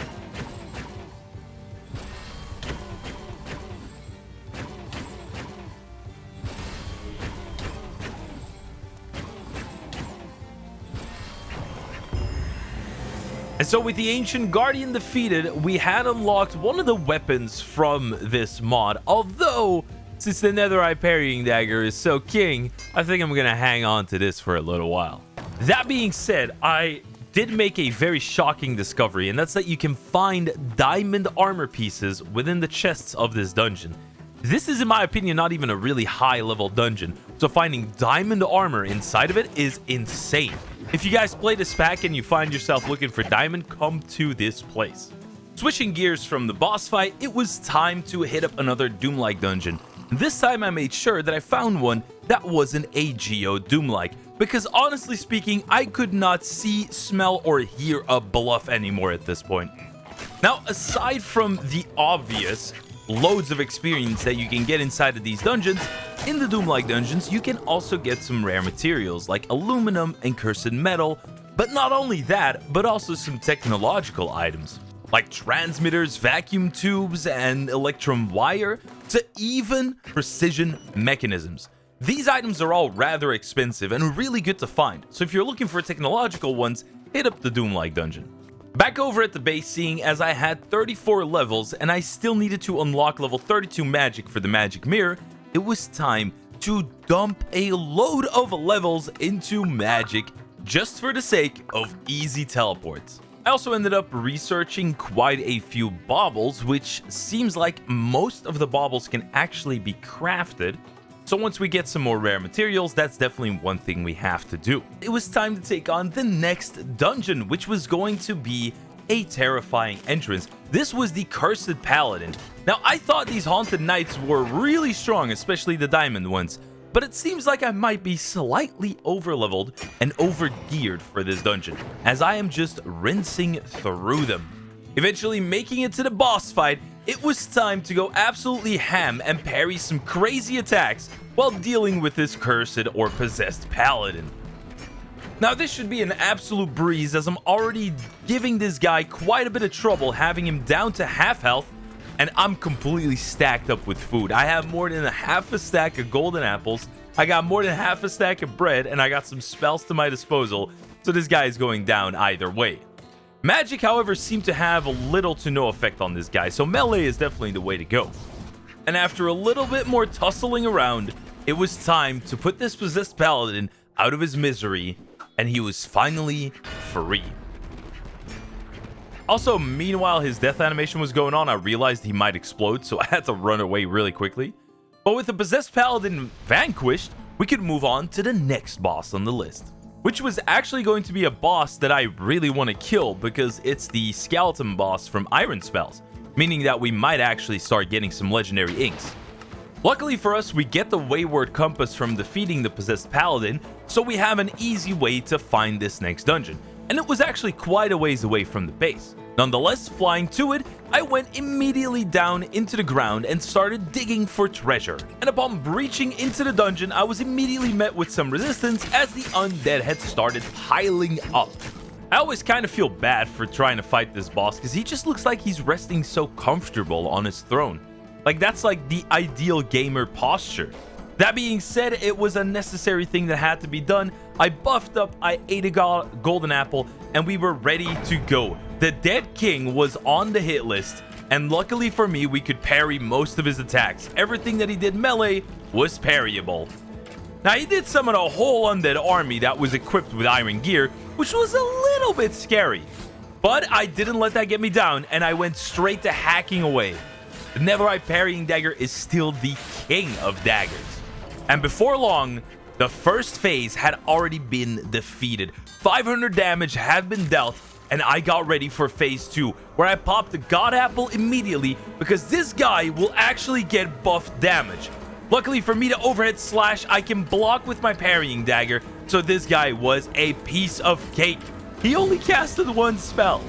Like, can you believe this? He's the king of magic, but only casts one spell. Man, this guy's a bozo. That being said, we did get some epic ink, we got some spells, we got a spell tome, and we got a legendary ink. So this guy's dungeon was... And now we just had to collect the loot, because there's a couple of sarcophagi that we can just loot up and take all of his earthly belongings. And it's quite loaded. Look at that.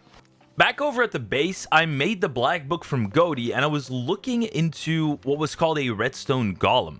There was apparently a side boss that we could defeat, for which we had to build a structure. Now, I'm gonna keep it real with you. I started building this structure, and then I completely forgot about it for the rest of the video. I don't even know how that happened, because we see the structure a couple more times in the future. But man, I did not have the redstone to build this thing. After being sidetracked a little bit by the redstone golem, I realized that we needed to fight the Cataclysm Orthus. Now, this is the name of a boss that I'd never seen before. Now, first things first, I made sure I found a jungle using my nature compass, and we had to acquire a map to the actual dungeon for the boss. Now, within these jungle temples, you can find this treasure map, which is just called a temple map. This will guide you to the Orthus structure, at least as far as I know, and we actually found one. The only sad part was that it was actually quite far away, because if you look at the map, the little dot that represents me, it's very small. It was even so far away that I first had to get an amphitheater because all of my gliders had broken down. My gliders just couldn't keep up with the sheer amount of distance that I had to travel. So I ice blocked an amphitheater and I tamed it, which it really wasn't that happy about because it tried keeping them bite me.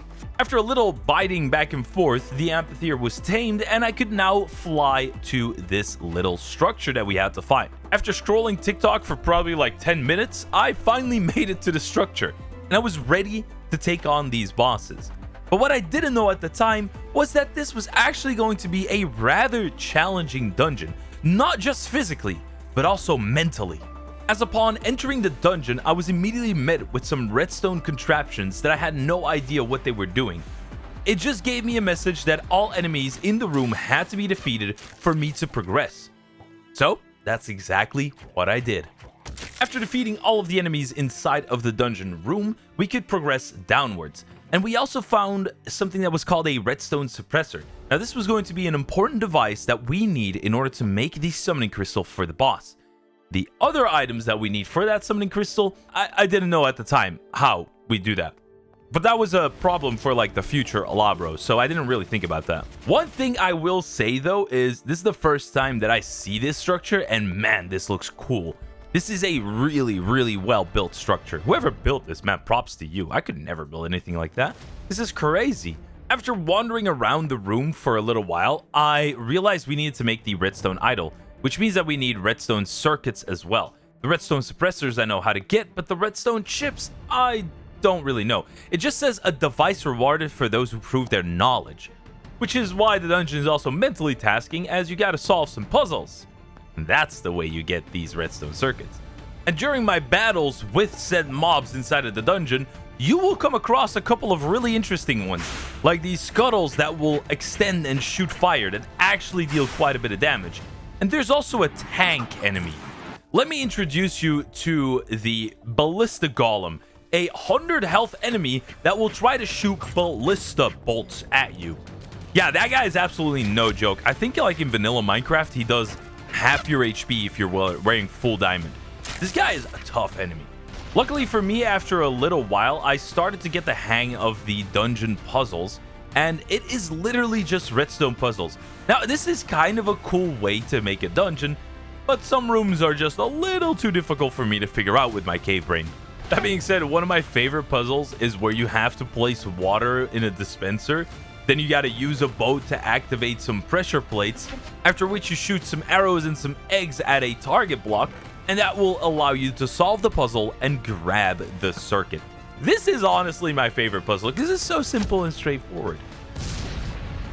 It took me all the way up until day 43, however, before I was able to make the redstone idol. Yeah, dude, this dungeon takes a while to complete. It's also very large, like there's multiple floors separated by elevators that you can go to. But with the redstone idol finally in my hands, it was time to take on the dual snake boss. And honestly, these guys looked really cool. There was one snake who was constantly hovering the ceiling. This guy, you were able to damage anywhere on his body. And then you had the snake that was down at the bottom of the floor. This one hunts you, and he is not able to be damaged at all, it seemed like at first. There's only a few scenarios at which you can damage this guy. One of the scenarios is when his head opens. We'll see that later. But for now, I was just tasked with getting the Uros boss down first, because this guy was taking heavy damage from my bow. But Boros doesn't like you killing Uros, so he will try to eat you. But that is the moment where you can actually damage Boros, and I did some good damage together with my netherite parrying dagger. This guy deals a whole lot of damage though, so be careful. Make sure you have good food. He will hunt you to the ends of the earth if he needs to. With Uros finally defeated, we were down to expert mode, meaning that Boros was going to deal more damage, at least I think he will. Now it was just a 1v1. I had potions, I had food, I was ready to go crazy. Until Boros locked me into a corner and almost ended up killing me. The only saving grace I had was the golden carrots that I had in my inventory that completely saved me from getting eaten. This guy is no joke. Eventually, though, I realized that the armor plating on the back of this guy's body actually indicates which areas you can hit and which you can't. The ones that don't have any armor plating anymore are the body parts that are allowed to be hit and take damage. This makes the fight 20 times easier if you're not just going for his head. And with a final strike, Boros was defeated, expert mode had been unlocked, and we were officially in the early mid-game. And expert mode was definitely not going to be an easy cookie to digest, as we needed to get into steel, blaze burners, create, and a whole bunch of new enemies that were even more deadly than the ones before. But before I got into that headache, I first activated the elevator and enjoyed my nice and quiet ride upwards back to the surface. There was also an ancient city right next to the dungeon that I was just in, and for some reason I thought it was a good idea to just sneak loot everything. And then it was back to some more basic things. I needed to take a little break from adventuring and start working on some base building. Namely, I needed to get everything set up for our electronic and technological advances, meaning we need to make some blueprints so we can get into immersive engineering and create. With all the blueprints made and the engineer's workbench set up, we can now make any of the devices that we need in order to progress ourselves and become more powerful. And also, we probably have to get into that storage system that I've been putting off for so long, because it requires a bunch of crafts. But hey, we can now finally make electronic components, which is huge. That is like the one item you need to make pretty much anything in this pack. And well, most importantly, you needed to make the mechanical crafters, to make the crushing wheels, to get the magnetite, to get the structure compass. Yeah, mostly that. For some reason, I also had this idea in my head that Deep Slate Iron has a chance of dropping magnetite, which is, by the way, completely untrue in this pack. It doesn't do that. There's only a small chance for raw magnetite to spawn in huge iron veins. Like we're talking the 30, 40, 50 range iron veins. I didn't find those, so I just wasted a bunch of time just mining for some resources, honestly. And of course, you know, in true ElAbro fashion, I got distracted by random dungeons, explosions, and loot, and I ended up spelunking for like 2 days before I finally called it quits and went home. Luckily for me, while I was digging my way back up to the surface, I realized that I hadn't shown you guys any of the loot that I found during all of my spelunking and adventuring for the last 10 days. So when we get back to base, I'm gonna show you all that I got.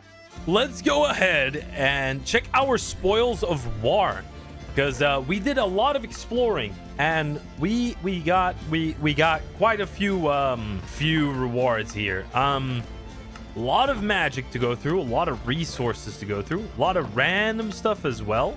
Right, so we ended up filling this half of the double chest and then a good part of this. We got quite a few epics. Seems like one legendary so far. Also, so many nature runes. I remember we had a bunch of goatee bags, right? I kind of want to see what this gives, right? Right, 18 blank runestones. This dark alloy is pretty expensive because you got to get mithril, which is mithril scrap, which you get from arcane salvage, raw mithril, and mithril ingots. Right, we also got a bunch of this stuff, which is like immersive engineering stuff. 4 levels away from using the magic mirror, by the way. Oh yeah, we got the alchemist cauldron now. True. That is huge. That is huge. Where am I going to put this thing? I am probably going to put this thing right here. It is boiling. That does work. We also need the spell forge is what we're looking into. Polished deep slate. We probably have that. Rying obsidian. Evasion elixir. Potion of mana 3. Really? Potion of mana 2? Potion of mana. What? Wait, hold on. That's insane. Right?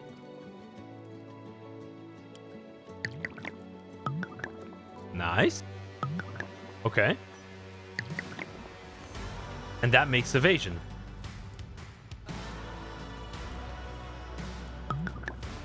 Right. We're gonna have to brew here really quickly. Oh my god, it actually works. What? That is nuts. You can just put all of them inside. Oh my god, that goes fast. What?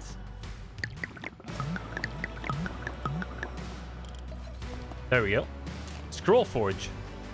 Look at this bad boy. Oh, yup. That's what I'm talking about. Okay, that's good. We'll take that. Eldritch Blast is way further down. Oh, no. Whoa. Whoa, look at that. I got a special effect going on. This should allow me to deal more damage, essentially. Oh, I crack open that white monster. Woo! Dude, I don't know what they put in these white monsters, but bro, I swear it's the blue collar guy's favorite drink. Just any monster in general, specifically the white monster for me. That's like my go-to. When I hit up the gas station before I go to work, yeah, that white monster, dude, that first sip at 5:30 a.m. Oh. Okay, I'm locked in. I'm locked in. I figured out what the name, there it is. Abyss. Sorry. Which means we're gonna have to find a cave tablet. Different idea. What we're gonna do is we're gonna focus on that silk touch. We're gonna make a structure compass. We have already set up a few things. What is this? Rippers? Am I getting raided? I'm getting raided, aren't I? I am getting raided. Oh my god.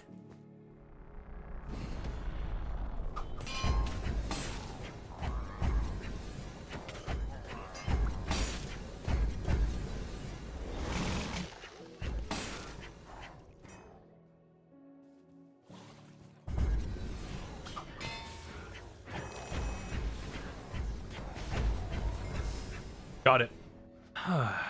Thank you kindly for raiding me like that, asshats. All right, how much do we need for 3 deployers? We are going to need 12 brass and 3 andesite. And then we're going to need a whole bunch of these cogs and iron nuggets, right? And casing. Boom, 3 deployers. Easy. You get small cogs, you get big cogs, and you get iron nuggets. You dump in the gold plates, and boom, it is assembling. Now we just got to do 5 passes? Yeah, we got to repeat that 5 times. Oh, wait. So each precision mechanism takes 5 cogwheels. 5 large cogwheels and 5 iron nuggets. Oh. Okay, we have 5 precision mechanisms. 7 electric components. Here we go. That's part 1 of the puzzle. Right. We need all of that for the mechanical crafters.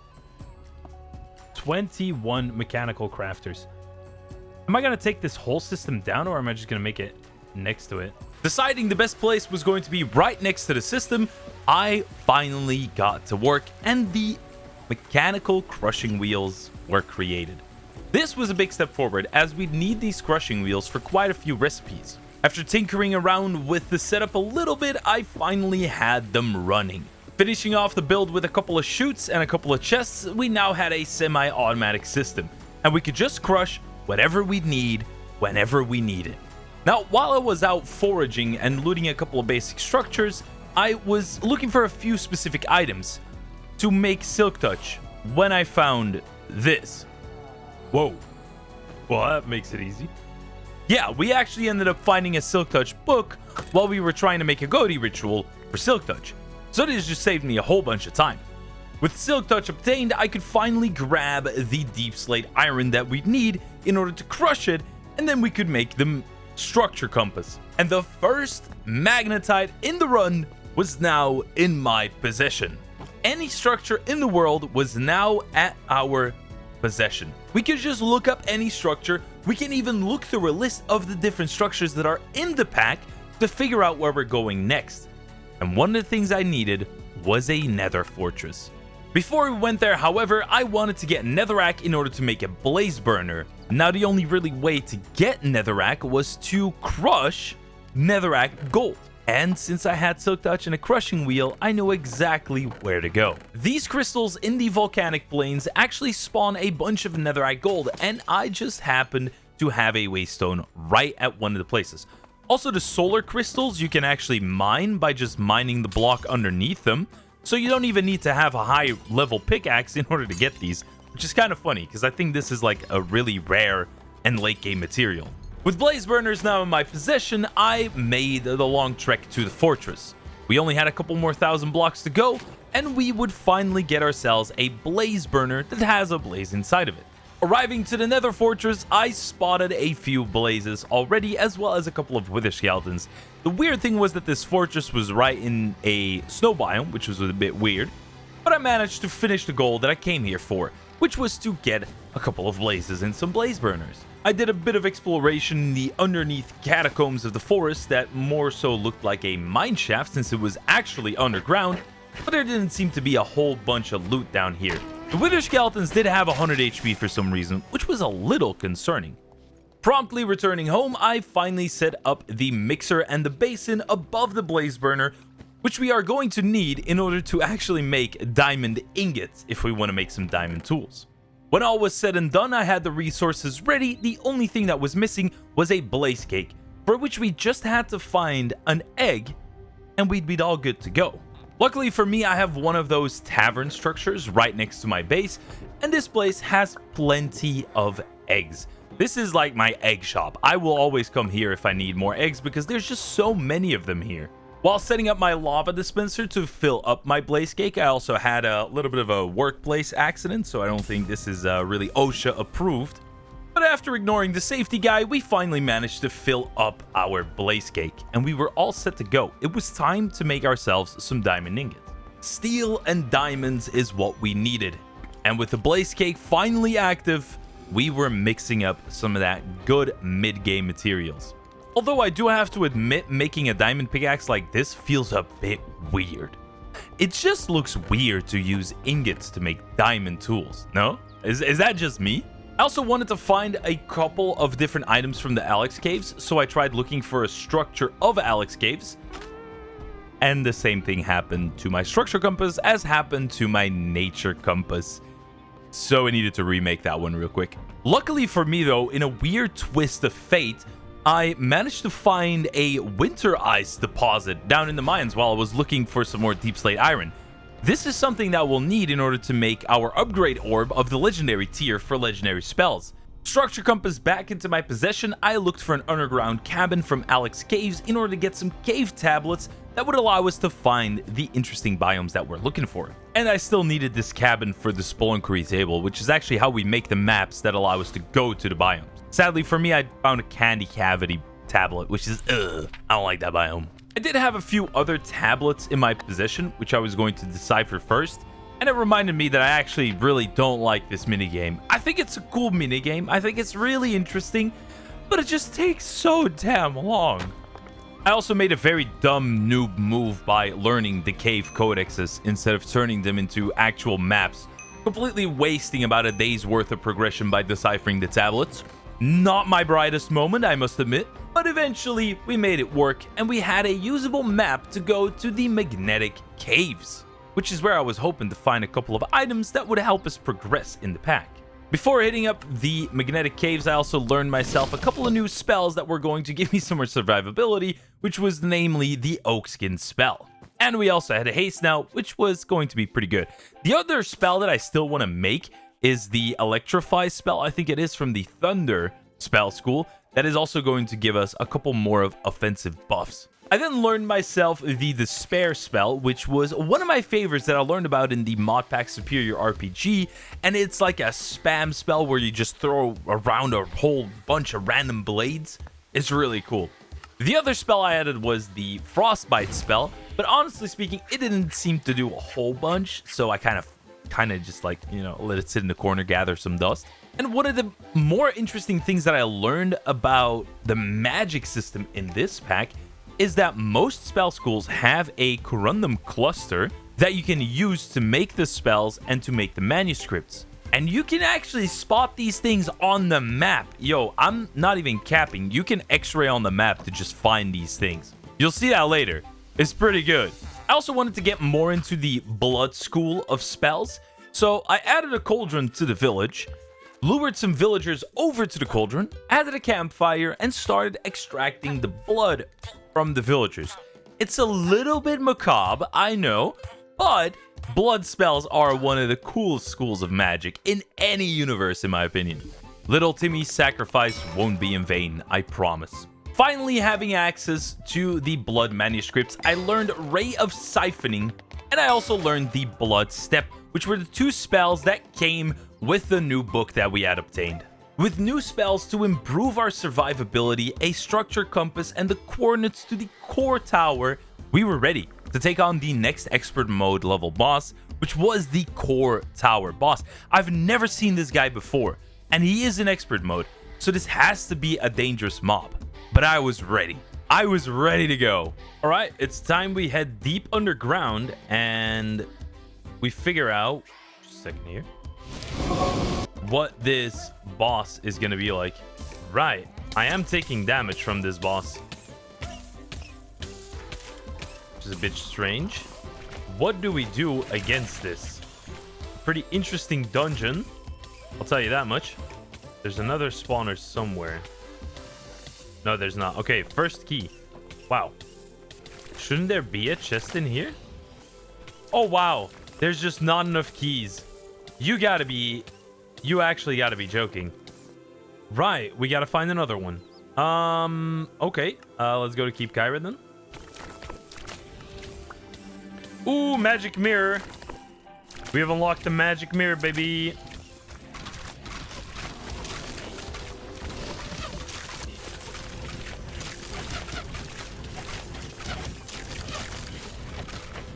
This place is a right mess.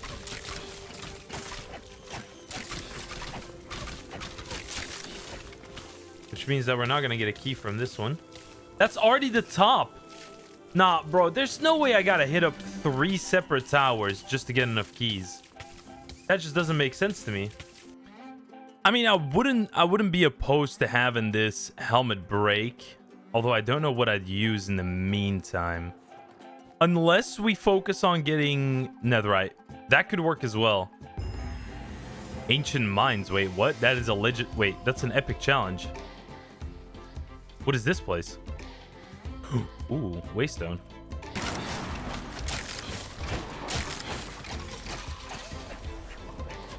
We've ended up in a place where we gotta fight necromancers. Hold up.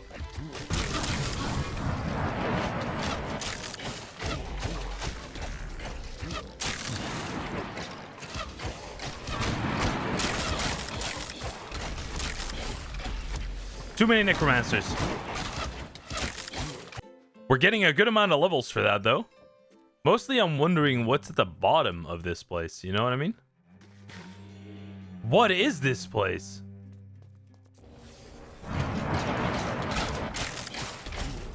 There's a lodestone here. There's a return scroll. I don't know if we really do anything with the lodestone, but I'll take it with me. I don't immediately see any crazy loot. Is there just not supposed to be crazy loot? Time to bounce. What is this? Some type of wood? Yeah, I'm out of here. Down into the pits of hell we go. But you gotta get one more key and then we go for the boss.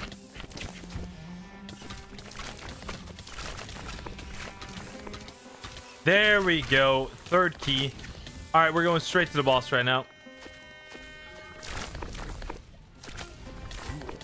Oh, don't tell me it's 4. Don't tell me it's 4. What? Oh, you need the eye of the other one? Really? I don't exactly know where I put that thing. If I even collected that thing.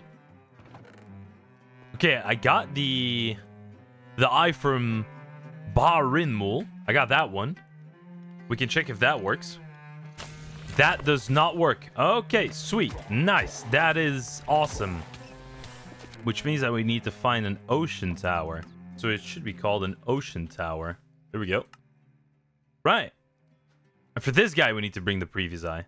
Next thing I'm thinking about, how did we needed to get the ocean stone, which was the aqua rune stone, which was blue corundum. Because we have all the rest for the ocean stone. We have glowing ingots. We have silver ingots.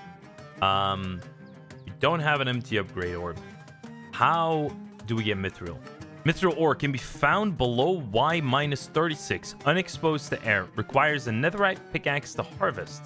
Right, okay, netherite pickaxe it is. Since we need a netherite pickaxe for the mithril, for the stone of the sea, for the bosses, we just need a netherite pickaxe. That's not really a big deal, because a netherite pickaxe is not that hard to get. We can make a steel pickaxe, and then we upgrade that bad boy into a netherite one.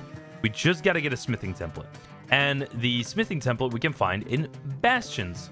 We probably also need to upgrade... Oh no, mining's at level 24. That should be good for the netherite pickaxe, right?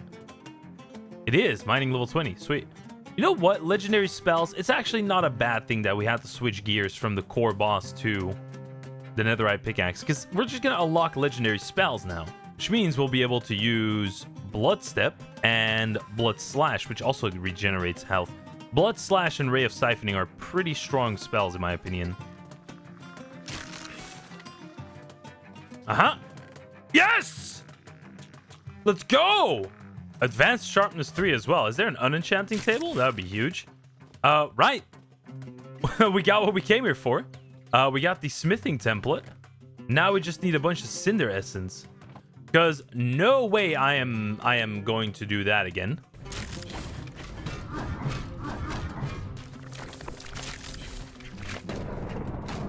Alright, we have 6 right now. 6 cinder essence. We need a little bit more. These guys seem to drop it more often. All right, sweet. We got 7. Back to the base. Go ahead and grab that. Oh, wait a moment. Wait a moment. If we want to make a netherite ingot, we need ancient metal. Caveman house? Really? Rainforest? Deep lukewarm ocean? Another foundry. Wow. Okay, 2 foundries on the map. That's kind of interesting. Ah, there's the candy cavity. Oh, we found the primordial caves. You can call me a map abuser and I will stand by it. This is just good. Boom. And it's right next to the Z marker, which is that big volcano? That is big volcano. Right, onto the primordial cave. Oh, it's still 2,000 blocks. Wow. Wasn't expecting that. Interesting sounds already. Oh god. There already is a dinosaur here. 300 health.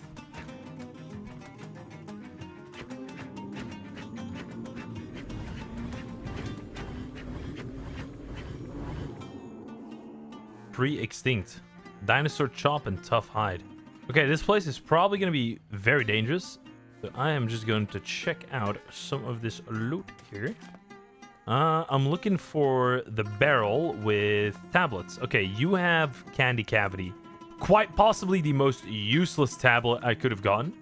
Low-key. But this place. Ah, bingo. Ancient metal, tough hide, and amber.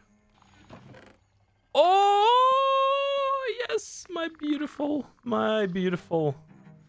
All right, we got 8 ancient metal ingots and 44 nuggets. That is good enough for what I'm trying to do right now.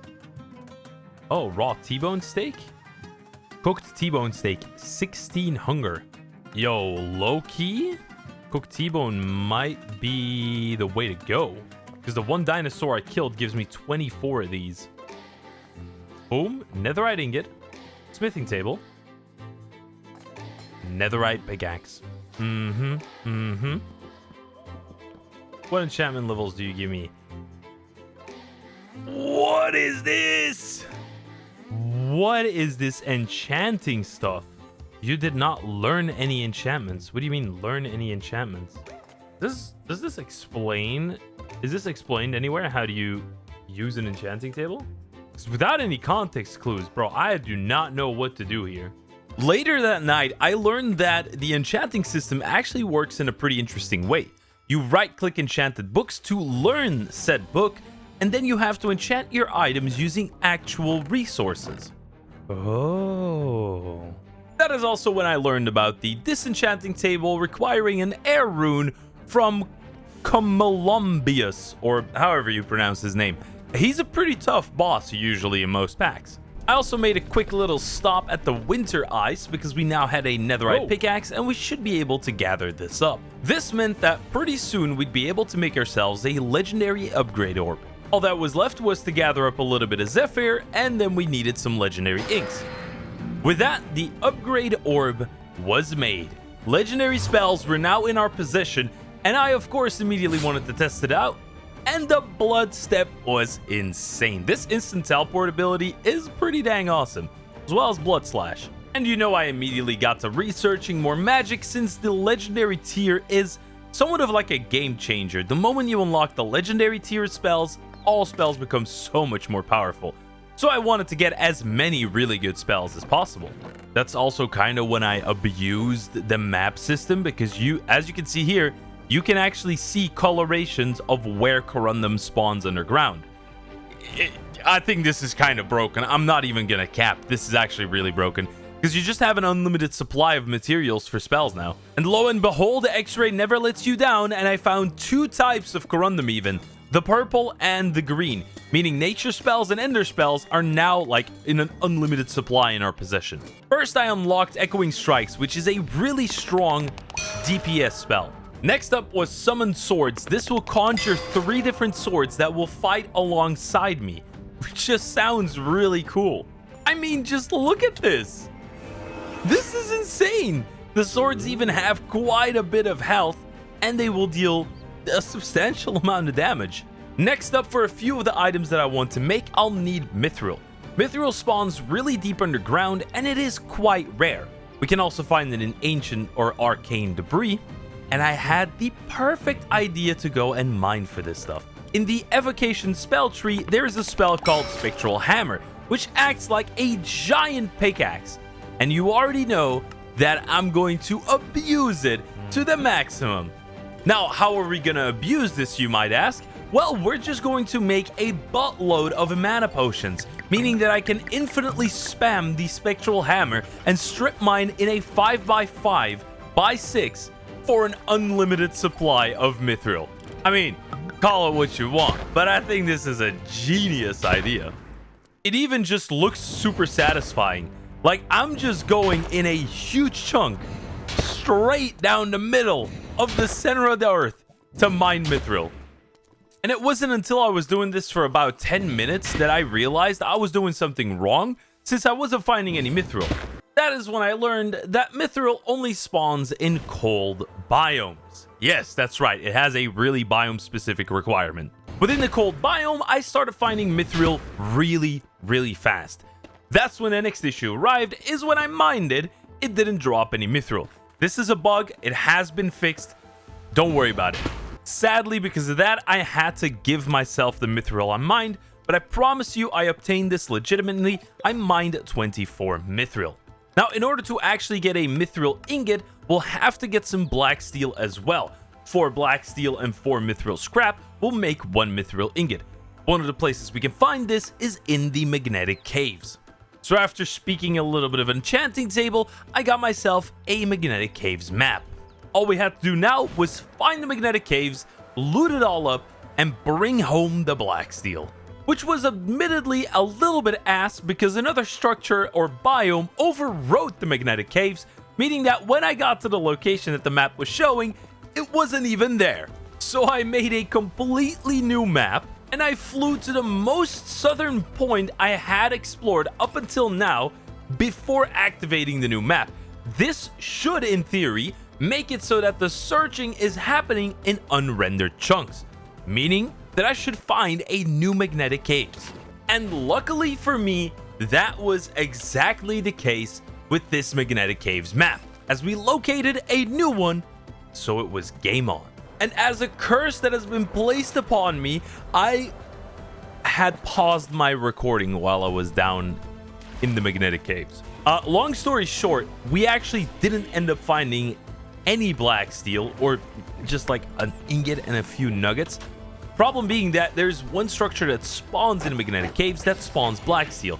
We didn't find that structure, so we were left with no black steel. So I had to change pace. The reason I wanted the black steel and the mithril ingot was to make the Stone of the Sea to conquer the ocean tower. So completely skipping the step for the Stone of the Sea, I decided to go straight to the ocean tower and just take it on.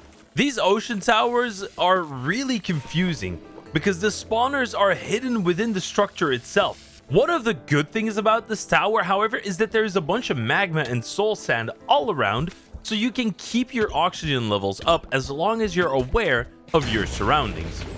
Of course, sadly for me, I had to locate a second tower because the first one didn't have enough keys. Oh, also, there's a Void Blossom down here for some reason. Battle Tower Golem and a Void Blossom. Pretty crazy. That being said, we spawned the boss. The Idol of Drowned had it out for me, but with only 500 HP and me being loaded up with spells, he stood no chance. Absolutely melted through the health bar. And, you know, I was feeling a little bit cheeky, so I thought I'd pop in and say hi to the Void Blossom. The thing that I didn't expect about this Void Blossom is that it had 2000 HP. This thing was pretty strong.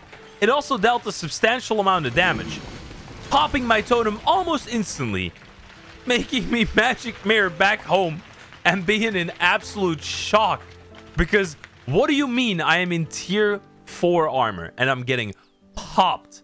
And since we now had the last eye of the ocean tower, we could take on the core tower and progress deeper in the quest line. I also ended up running into a really unfamiliar enemy. I know of mutant zombies, or giant mutant zombies. I've never seen an ice mutant zombie. This guy was crazy, having a bolstering 375 HP and not even dying when you kill him. Now, I thought Fire Spell would end up killing him, but that was not the case. I think you needed actual fire or fire aspect to keep this guy down forever. And his frozen spikes were rather intimidating, and he deals a lot of damage. He actually almost popped one of my totems. I decided to skip the frozen mutant zombie for now and just focus on the task at hand, which was the core tower boss.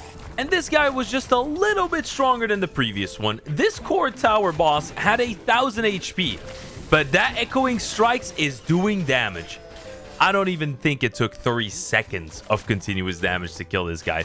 So I think it's safe to say we're pretty strong. We deal a lot of damage, but I would just like to have a little bit more survivability. Side note, this guy drops a netherite ingot in his chest when you kill him. That's quite crazy. After my royal victory over the core tower boss, it was time to go to the shifting dunes. We needed to find a sandworm nest and kill a sandworm boss. I also took a quick little dip in the pools of lava, or special lava, in the core tower to break my helmet that had the Curse of Binding. With having a free helmet slot now, we could actually get something enchanted with Protection 4 that should help us get that survivability that we so desperately need. For now, I just took a dark helmet I had laying around and I went to our sandworm boss. And this thing was menacing and big. Luckily for me, that meant that my echoing strikes was going to hit him regardless of his position. And with a last stab to the abdomen, the sandworm goes down and actually drops ancient metal, which is kind of confusing because we need that to make netherite. That being said, the next boss on the list was a little bit of a frightening one. This was Divine Storm in the Cloudy Temple.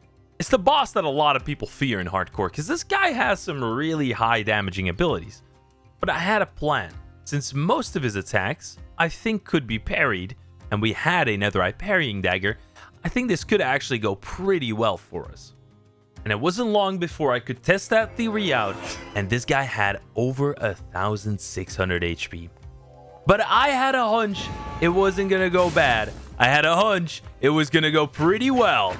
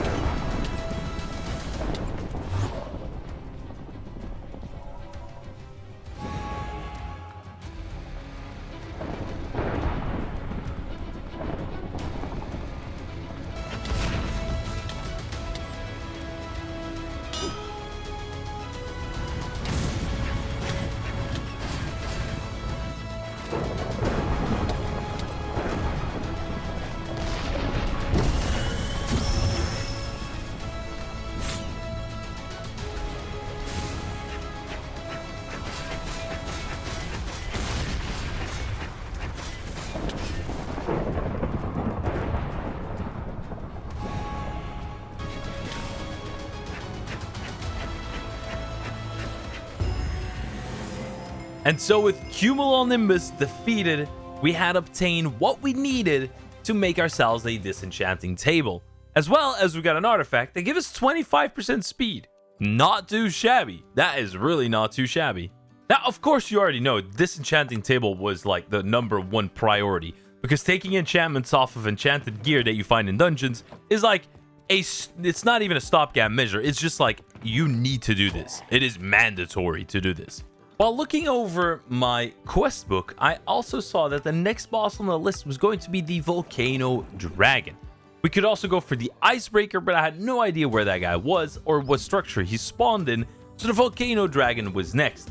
But before that, we needed to get a little bit of food, as I had completely run out of T-bone steaks, which were kind of like my go-to food. Like, the T-bone steaks are crazy overpowered. It's about high time we get some good food, and one of the foods that I'm thinking about is the one from the Primordial Caves. Because the T-bone steaks, bro, they healed for so much.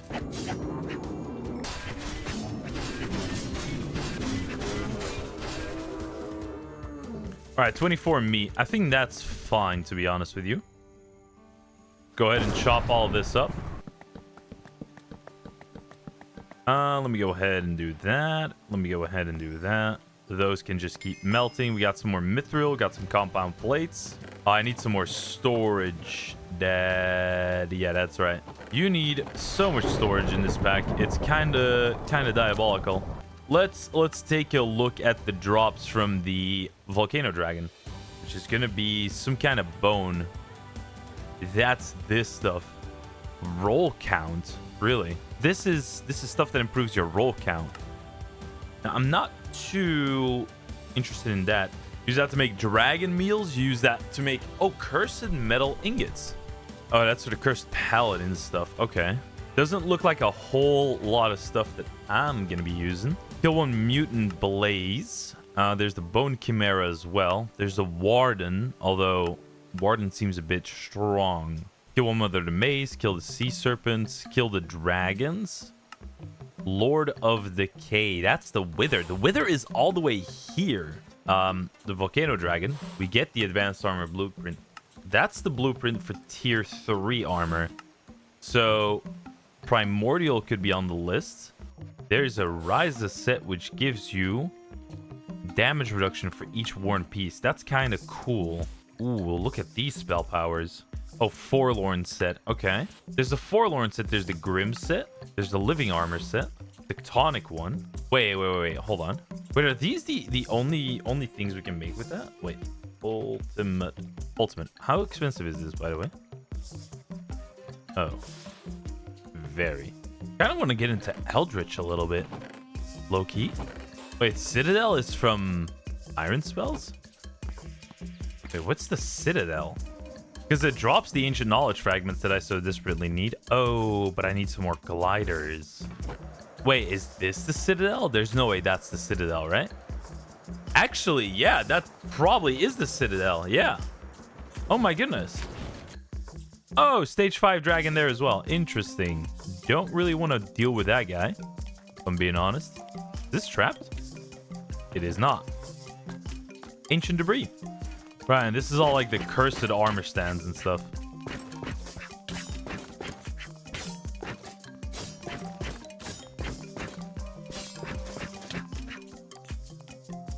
That guy hurts. Oof. Oh, he drops his netherite armor. Right, so what's the deal here? Like, what is this? Is there some kind of key that I need to activate this place? Because I feel like there is a boss. There 100% is a boss fight here. I just don't know how to get the key. Okay, let's loot for ancient knowledge fragments. That's what I'm... And legendary spells. Okay. They don't spawn a whole lot of them in here, it seems like. Maybe I'm getting unlucky. Possible. Ooh, I thought there was a lot more. Yeah, we're going to put a waystone at the Citadel. Back to base real quick. All right, time to loot up the ancient cities for some ancient knowledge fragments. Yo, is that an actual dog? That's a Shiba Inu. Look at this guy. Oh my goodness. Get ancient knowledge fragments? Yo, what is going on? 0. Absolutely 0 in this tower. He is probably pretty angry. Yo, there's nada in these chests, bro. Right, Ancient City 1 got nothing. Really? Why is there a chest all the way up here? What is that all about? Dude, Ancient City 1, literally nothing.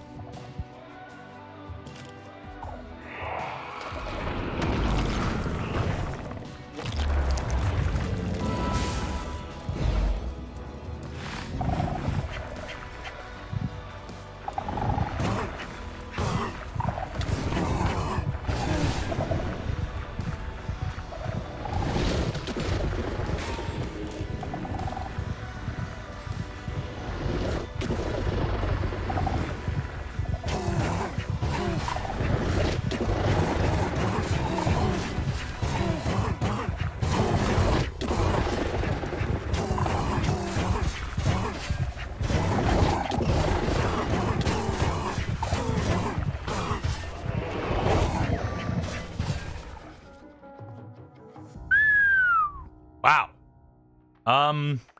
Wasn't exactly expecting to fight a warden that way. That being said, we did kill him.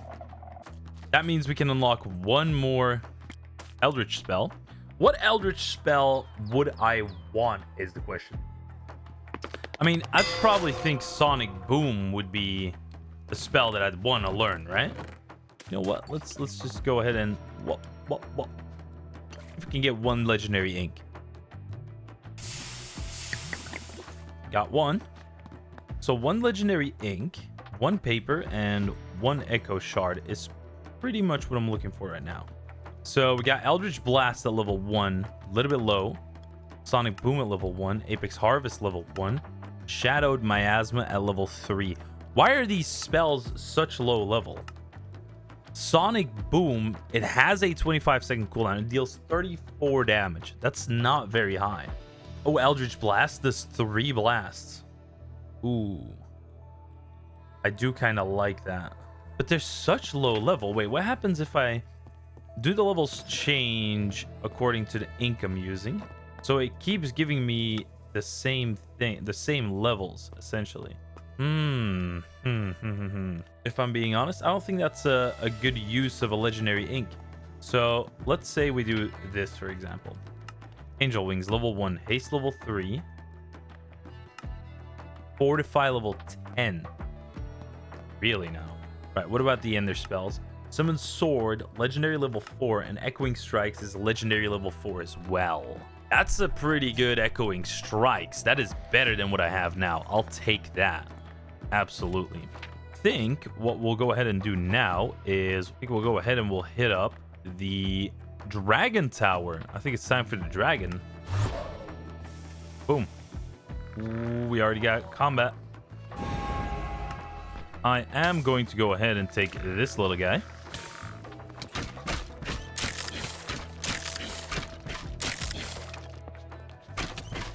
Ooh, the Dragon Tower is protected by ancient magic. Really? Large sword. Yeah, what kind of dying embers is loot inside of these things? Oh, these guys hurt. Yeah, the Ash Lord guards hurt, bro. Wait, is that a Dragon Bone sword? It is. What?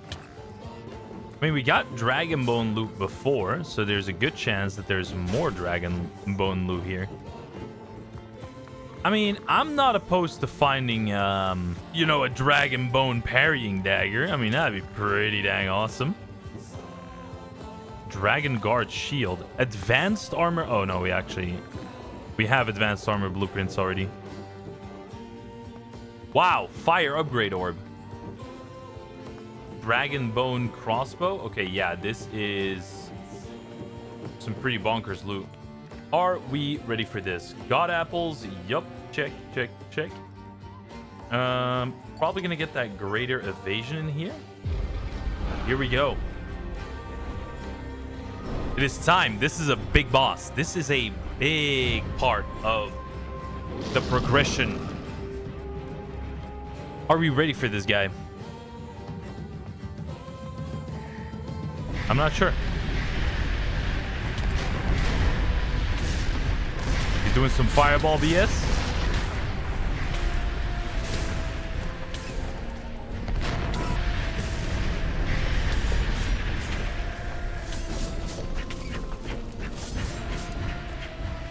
That's what I thought. Do I have mana potions? I do not. I do not. No mana potions. Greater elixir.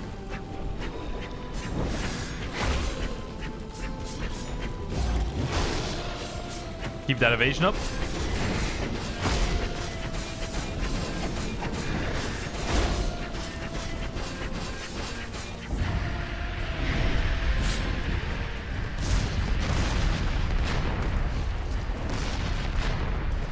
So far, so good. Got that oak skin. Ooh, he's transforming.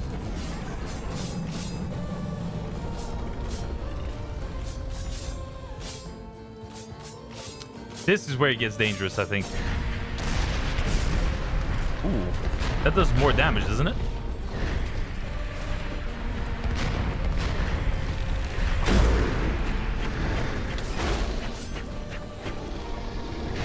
Parry that. Ooh, parry's on cooldown. He's dead. Doesn't even matter.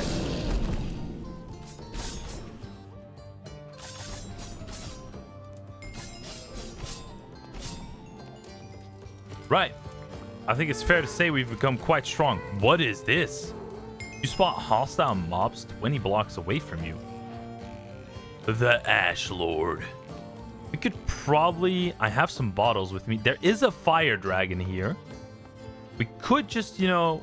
Could just scooch in really quickly and say what's up to the guy. Here we go. Plus oak skin. 1,700 HP. No, no, no. You're not going to do that.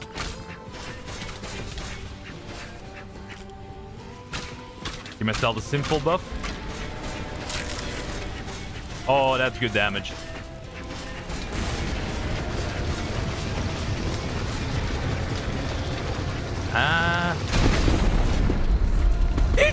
He just nuked! He just nuked! Sorry! What? And he gave me weakness. Oh my god. Yo, what the f... Are we good? Brother. Alright. Alright, alright, alright. 1, 2, 3, 4. Alright. Give me 4 fire dragon blood, the rest in scales. Oh my god. Dude, talk about absolutely bonkers. Get out of here, dude. I just survived the nuke. What do you want? Man, I'm a little bit flabbergasted. I'll have to admit that one. Well, we can make a fire dragon canteen now. That's pretty cool. My main question is going to be, what am I going to make with this? Because all of these good items, they're two-handed. I don't like those. I guess a dragon bone rapier could work. It also has some absorption. It has pretty good attack speed. There's a dagger as well, right? Yeah, just a dragon bone dagger. Oh, it's a throwable. I don't want to have that. Sounds like that would be a bad idea. Wither bone. Wither bone handle. You need these. They drop from Cerberus, from the Wither Knight, and the Cockatrice. Dread Citadel, Underworld Arena, Dread Citadel, Mausoleum. That'd be a good one. Where can you find Cerberus? He's from Progressive Difficulty. I'm gonna look that up. I kind of want to kill Cerberus real quick. So would it even be worth swapping over? I don't think it would be even worth it. Right. Well, the fire dragon is dead now, which means that we'd have to go to the Lord of Decay now. Oh, I remember what we wanted to do. Man, I completely lost track. We were going to go to an end city. Okay, hold up. We'll first do the Ice and Fire Dread Citadel, and then we'll do the end city, and then we can figure out bolts and stuff. Advanced Power 5 would be pretty good enchant to have. Can't lie about that. I'm thinking we do Advanced Power. There's no crescendo of bolts, right? No crescendo of bolts. Oh, whoa. Where's the... Oh, I think we found the Dread Citadel. Holy Lord have mercy. This place is crazy. Do you need a key to enter this place? Or can we just break in? Oh, it seems like we can just break in. Are these regular spawners? They seem to be regular spawners. Okay, activate this. We're gonna be farming up a couple of dread shards here, and we're just gonna be having a grand old time. Netherite scrap, very nice. Dragon ice. Not sure what we do with dragon ice, but this place looks really interesting. We're also going to level all of our skills to level 32, because that's the maximum level in expert mode. All right, now the main question is, what kind of structure is this? Because I'm just seeing a bunch of dread beasts, but that's pretty much it. I'm not really seeing anything else. It seems like a pretty busy floor. Yup, that's a pretty busy floor.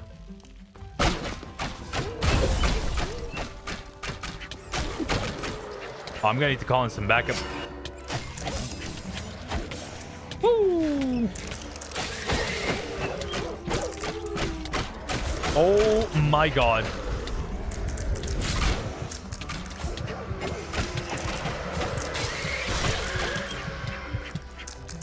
Holy... Dude, there's so many mobs. What is going on? Oh, wither bones. Holy. Huge. And sapphires. Not sure what we're going to do with sapphires, but all right. I'll take it. What is shadow steel? I have a feeling we just found something crazy. Shadow steel. It doesn't do anything.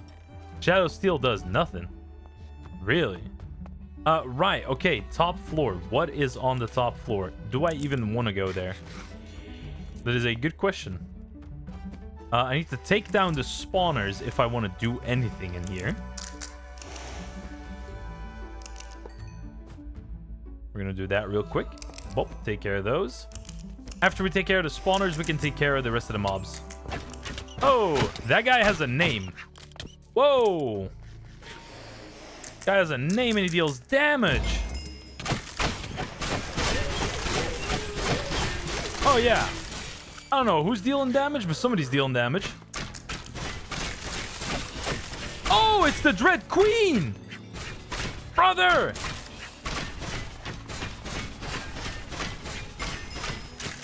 I didn't think the Queen was in here. She dropped weaponry. Ooh! Yo, wait. Hold up. Why is there an ice pillager here? What are you doing here? Get out of here, buddy. Oh, and there's loot as well. Yo, what is this? What is this? Oh my god. 28 attack damage. That's crazy. Frost discount. Frost potency. 40% ice spell power. Wait. We can use this. Oh, wait. That dual wields it. Wait, does it?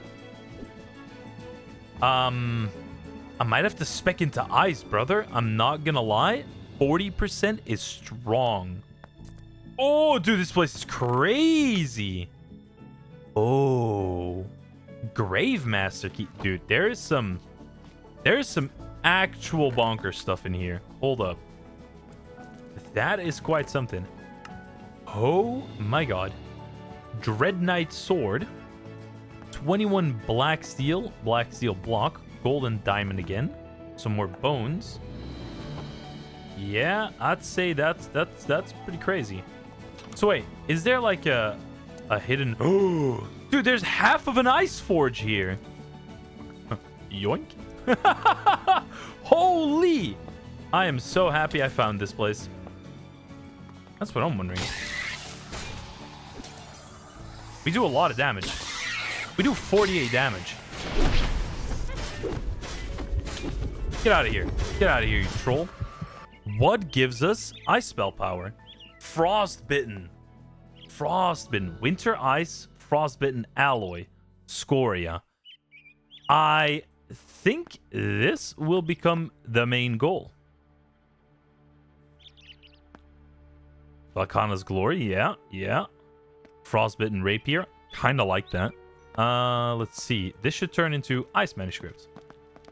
What ice spells work? I definitely think we'll go for a summon. Summon's pretty good. I kind of want Frost Step. Ooh, what spell is this? Hold up. Oh, really? Ray of Frost. Ray of Frost. Frost Wave. I'm a fan of is Ice Spikes. All right. We have the ice necklace as well, right? I remember having one of those. And I am correct. Ooh, we have a ruined book. We have mithril. We can make arcane cloth. We would just need ice venom. Then we'd be able to get this one. That's pretty nice. Actually, I think we first do the... Yeah. First we do the entity. Then we do the ice spider then. That sounds like a pretty banging idea. Well, that's an easy spawner.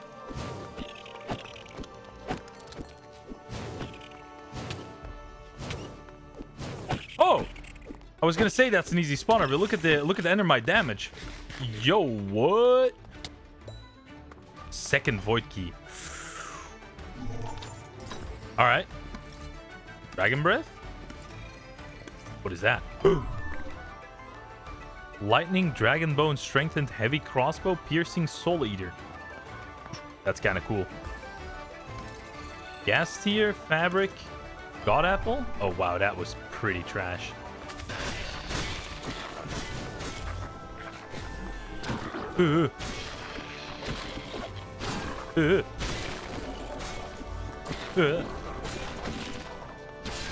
We're good.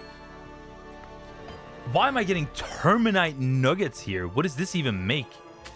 Oh, that's what that makes. Okay. Some more terminite nuggets. All right.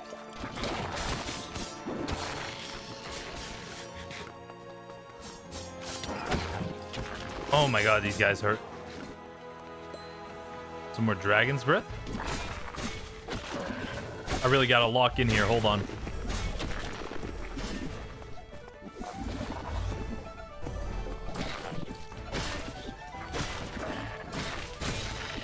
Got it. What are you? Yeah, this is bad. Right, we're bouncing. We're bouncing. Nope. I need to be a little bit stronger before we do this one. Okay, I think we need to boss rush until we get to the space station. That's what I think we got to do. But that means we need to continue expert mode. No, not. We need to get the ultimate armor blueprint, which is a reward that we get from... Who do we get that from? Ultimate armor blueprint. Wait. You got to craft this to make Scoria armor, because there's no other way you can make Scoria armor. That's the only way. So we need 4 of these. Okay, that means we need to do some ritual stuff. So I need 4 pedestals. I need a dark altar. What else do we need? Oh yeah, we needed the second soul totem. That's right. All right. Go ahead and make some cursed grates. There we go. We can make 2 of these cursed cages. Perfect. Okay, so we have the cursed cage. Expert nether summon wither. Right. Okay, I can't deal with this anymore. Nope, we're making the storage system. Yep. Crafting terminal. I don't even mind that. If I could just get a storage terminal. Huh. What is all of this? All right, we gotta lock in and do that real quick. First things first, for this sorting system, we needed to infuse some obsidian powder with some lava. After which we had to compress it, which also needed multiple cycles of pressing. Then just make a few barrels with a few iron plates, transmitters together with item vaults, quickly slap together a stock ticker, and of course you can't miss a few precision mechanisms, and bada bing bada boom, we got a storage terminal. Now keep in mind, this is not a crafting terminal. For the crafting terminal, we first need more precision mechanisms, as well as some inventory connectors, a redstone wire spool, an electrical component, and with that we finally have the inventory connector block. Now we still had to upgrade our storage terminal to a crafting terminal. And for that we're going to utilize this small recipe, requiring a bunch of new stuff. So first we made a linked controller, as well as a circuit board. We then infused a little bit more redstone powder with some lava, making another one of these beautiful plates, which after that of course needed even more precision mechanisms, which we needed to use for the electrical components to make the crafters that we needed. And throwing all of that together, we finally had ourselves the crafting terminal. This didn't take long at all. That's sarcasm. But with my inventory now all connected and I can just craft from an interface, we could get back on track and kill the Lord of Decay, for which we needed to make a ritual. Simple enough, right? Well, I kind of just blindly followed what was written in the quest book and I didn't really read the ritual, so I had an insufficient amount of wither skeleton skulls. Did I know what that meant at the time? Absolutely not. Now, luckily for me, there is a ritual book in Godi, or at least a ritual chapter, that explains how to make this section of the ritual. And it's a lot more in-depth than I thought it was, so we need a whole bunch of materials to actually make this ritual. Oh my god. Well. But you already know, before we started grinding for materials, I got distracted by an ice dragon. And I decided this was a good time as any to kill a dragon. Admittedly, this thing did way more damage than I thought it would, but at least it didn't nuke me like the fire dragon. It just was kind of annoying to fight this dragon because it made me not be able to jump, and it just kept spewing ice on me, so I got stuck. That being said, eventually the dragon got distracted and I could just bow it down using this lightning dragon bone crossbow that I found before. And this was actually rather efficient. And so the ice dragon succumbed to my overpowering ability to shoot bolts while it's distracted, and I could claim myself a little bit of ice dragon scales. The only weird thing is that this thing only dropped 2 scales, which in my mind doesn't make a lot of sense as it's a whole ass dragon. Now, eventually back on track, I started researching where I could find wither skeleton skulls. I know in the core towers they spawn in the enchanting room, and I know some of the mobs have a small chance for it to drop. There's also a scythe from Spartan weapons that will give you the decapitation effect. Combine that with looting 3, and I thought I would be in a really good position to farm these things over and over again. Now, while I was flying around trying to find a couple of places that could have wither skeleton skulls and icy blood or icy poison, I eventually ran into a, well, most terrifying enemy. Oh my god. Ooh, ooh, ooh, ooh. I'm out of totems. Oh my god.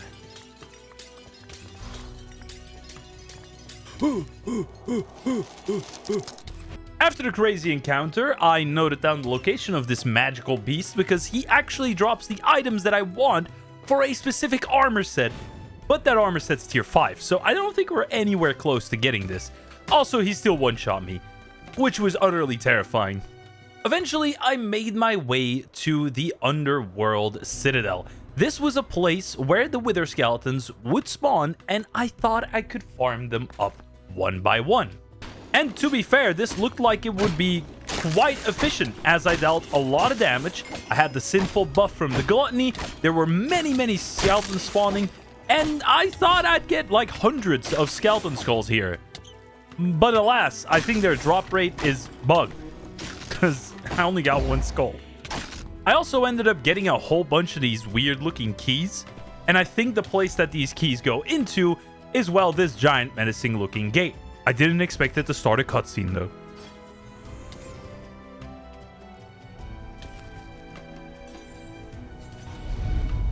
Oh, I gotta teleport out. Oh my god. The ill remains. I've slayed its kind before. I'll slay you too. Bye-bye.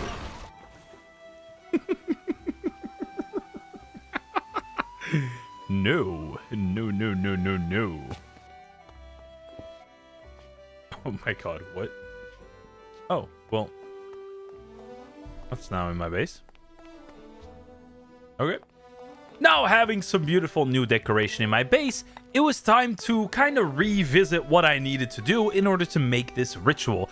Because I still had no idea where I needed to get the wither skulls, or where I could, just frankly speaking, get the wither skulls. The only other thing that I thought would work is if I could get some wither skeletons. Not any variants, just a plain old wither skeleton. The only place that I know that these things spawn in is a regular nether fortress. And well, at the fortress, your boy got distracted again because there was a mutant blaze, and I really wanted to kill this thing. It also had 1,300 health, so this was definitely quite a strong mob. That being said, it felt like it went into some kind of idle animation, and I just smacked him in his head until he died, pretty much. Now, one of the things I had noticed is that it appears that whenever you have a nether fortress, it will spawn a set amount of wither skeletons. After you kill the wither skeletons, something caps the mob cap and they don't spawn again, meaning I'd have to find another nether fortress in order to get the wither skeleton skulls. We pretty much have everything we need for the expert level nether ritual. The only thing we gotta grab is we quickly gotta grab some nether wart. And then I think we can summon the wither. What would be the place where they'd be hiding the nether wart? That's a good question. There's 2 right here. I guess the chests would be the place where to look.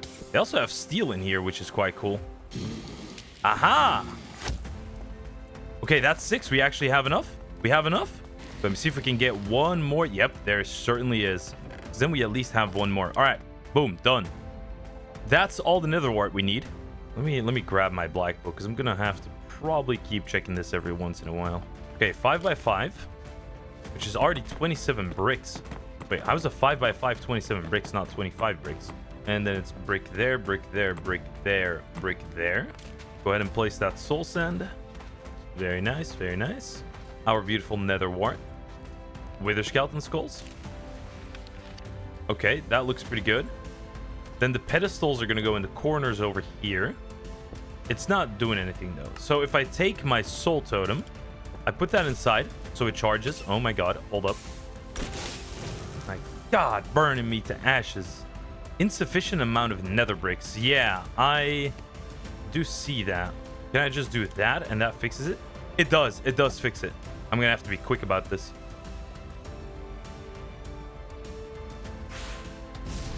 Oh my god, it spawned.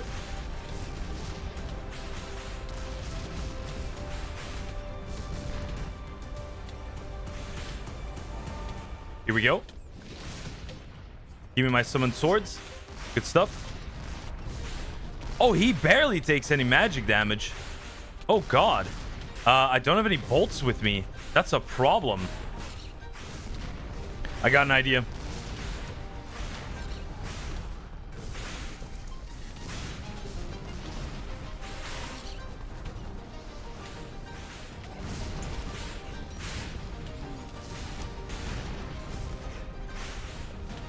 Right, we're almost halfway. This area is definitely scorched earth. This place is completely doomed. It should be coming down any moment now. There we go. There we go. Now it's the real battle. Double jump, definitely goated. He's not hitting me at all anymore.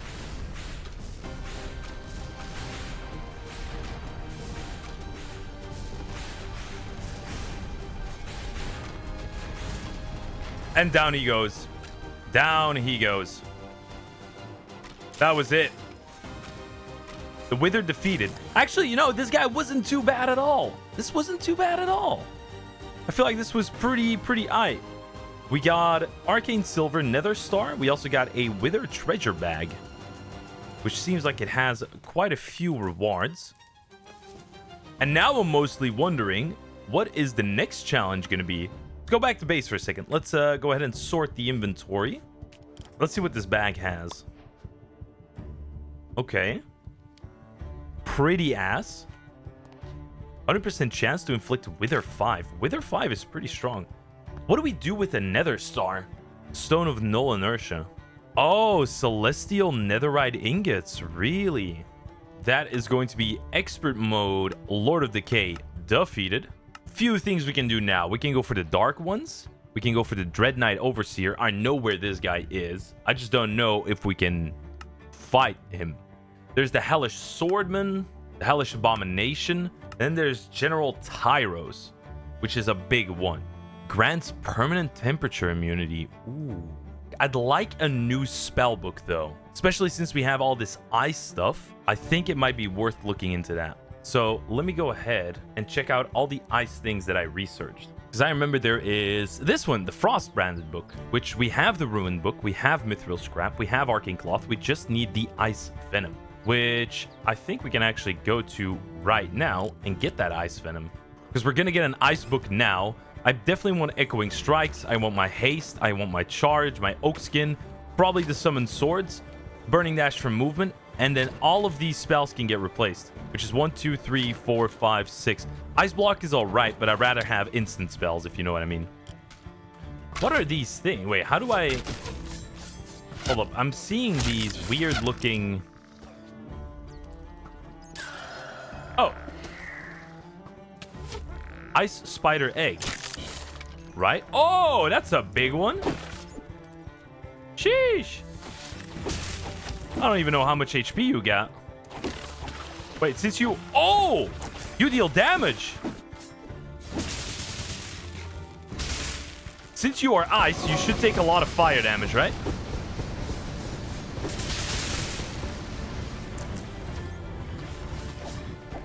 Down you go. Right, what did you drop? You dropped an icy fang. Okay. Icy fang turns into ice venom. Ah, really? Water icy fang into an alchemist cauldron creates ice venom. I do need a little bit more because I need 3 ice venom. Does that mean I have to find 3 of these locations, or can I just spawn these guys doing that? Oh yeah, that does spawn them, it seems like. Oh yeah, that definitely spawns them. Oh god. Oh. Okay, we're gonna have to do yep. Give me echoing strikes, give me oak skin. Yep, here we go. Now we can take him easily. These guys are casting iron spells. That's pretty crazy. Oh man, I hate spiders. Ugh. Okay, down you go. Whew, sweet. Wait, I only got 1 icy fang so far? Nah, ain't no way.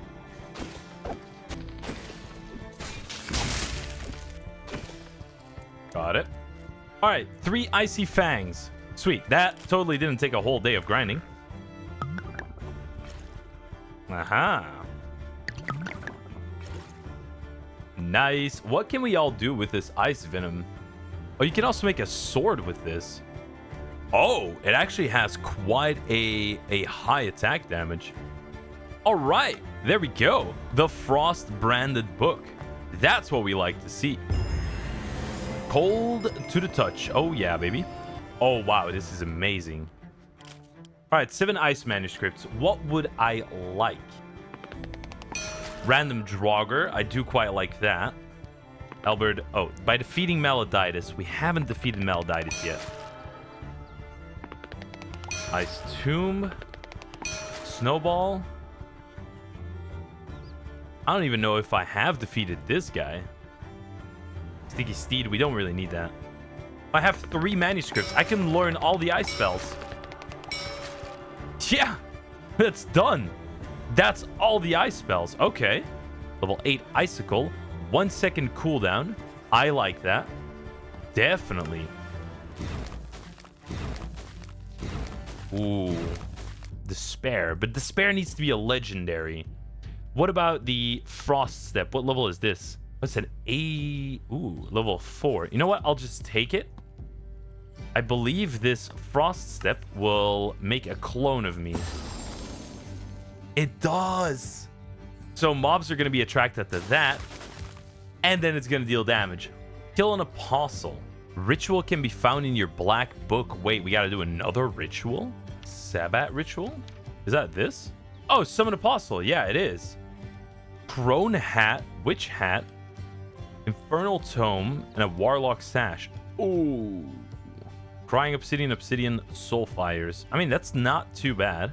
Do I even have any witch hats? Witch, no. The witch hat is, oh, created. Concentrated emerald. That is very expensive. Oh, they're actually not that bad to make. Oh my God. It's super easy to make. How many? Okay, let's do this. 1, 2, 3, 4, 5, 6, 7, 8. 8 of these concentrated emeralds, which is 8 awakened emeralds. So a stack of emerald is what we need. And we're going to sit here and turn a stack of emeralds into these things. I think I have enough soul charge points for this. Why does this not work like that? Oh, man. You got to be joking. Do I have the other items? Dark fabric. Ugh, what is that recipe? I don't have any ink sacks, do I? No. I got inked cap mushrooms. I got that. Oh! Okay, look at this. Coal into a mill. Yeah, that's it. That's how we're gonna do it. Okay, can I just drop this thing? Yep, that works. Sweet. Probably gonna take a while with this amount of coal. Give me that black dye. Oh, look at that. 28 fabric. What am I missing? Probably skulk, right? Yeah. Let me grab. Do we have a hoe with silk touch? We definitely do. I need about this much more. All right, we have enough dark fabric. Now we just got to get a stack of those enchanted emeralds.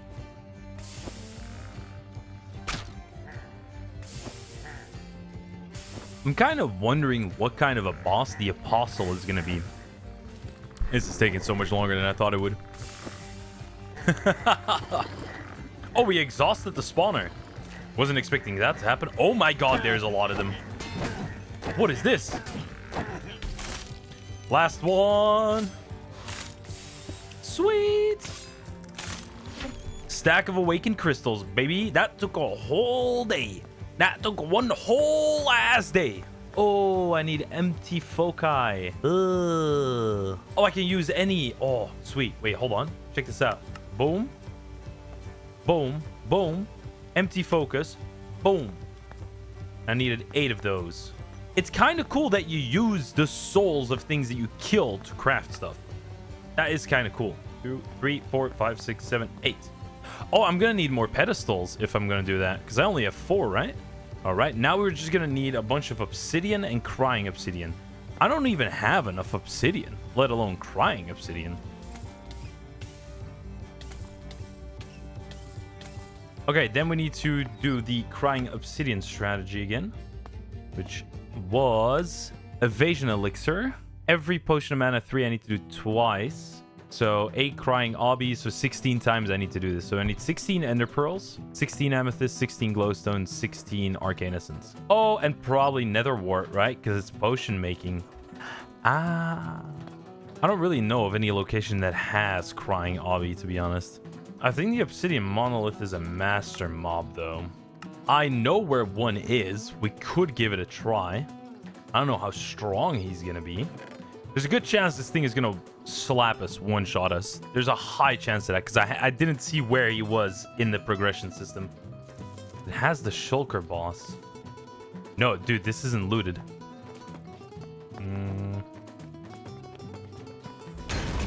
Oh, no way.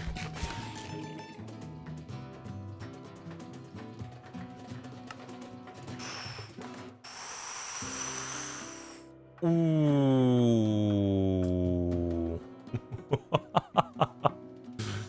No. Little crazy. Little bit annoying that we popped our soul totem on that, but I'm glad it worked. That doesn't look like crying obby, though. I don't know. I'm feeling a bit doubtful. I don't know.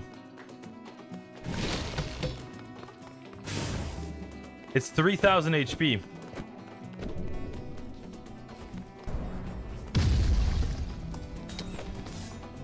Oh yeah, that's definitely not good.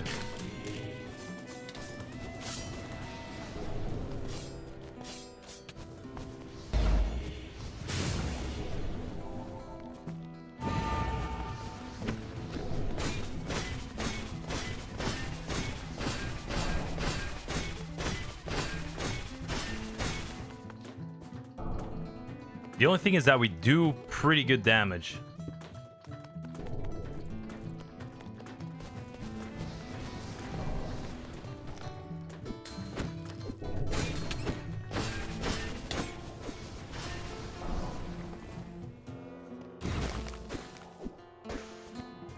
I actually think we can take him. So far, so good, to be honest. That's probably a one-shot, though. That ability of his.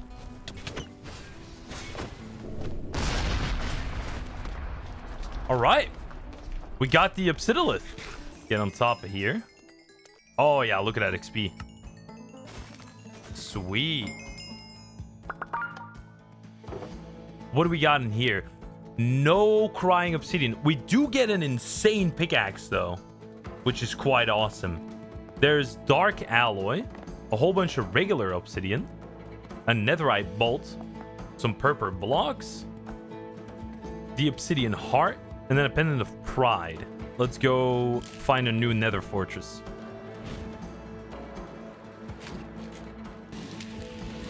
That's 8. That's good. That's very good. Ooh, that's nothing. Okay, a little bit more. 13. I think we have enough. I'll check the upstairs just to be sure.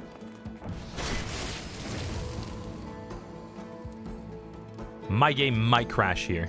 Wow, we got rolled back all the way to the point where... Oh, man. You gotta be joking. Well, at least we now know that there is so much netherwort there. Luckily for me, it seems like the loot hasn't changed. The loot has changed. The loot has changed. I repeat, the loot has changed. Wait, no, we got rolled back, but all the loot in here is gone. Yo, whoa, whoa, whoa. Look at this. It's all gone. What? Nah, okay. Yo, guys, I'm gonna be really honest with you. I am taking those with me. Nuh-uh. Grab some bottles with me. Here we go. All right, this is probably gonna take a little while.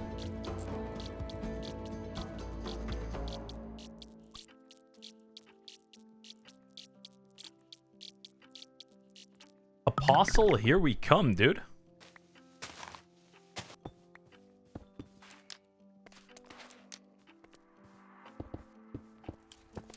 And then the nether star in the middle, and that's gonna be it. Yeah, it's not showing us any error message.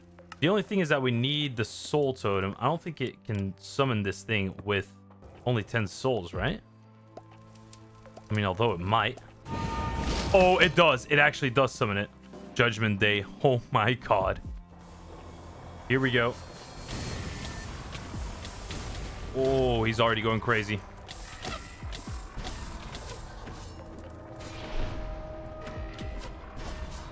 Oh, this guy's got... Oh my god. I'm gonna activate a big mech hit. Oh. Oh, he shoots through walls? No way. He's a bit of trouble. I can't lie.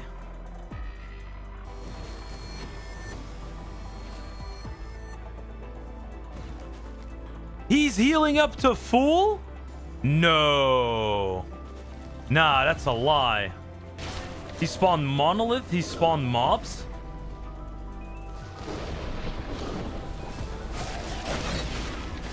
The moment this guy gives me slowness and all that stuff, that's when it becomes bad. Oak skin is still on cooldown. Yeah, I'm not strong. At least against this guy, I don't feel like I'm pretty strong.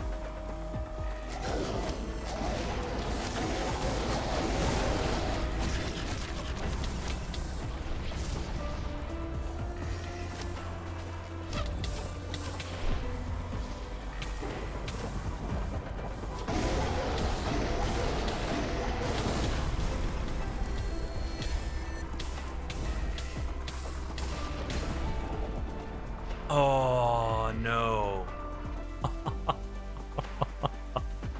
We bit off more than we could chew. See, and that's why I think it's sad that we lost a lot of those lives early on. Because it would have really helped if I would have known that we were just not close enough to beating this guy.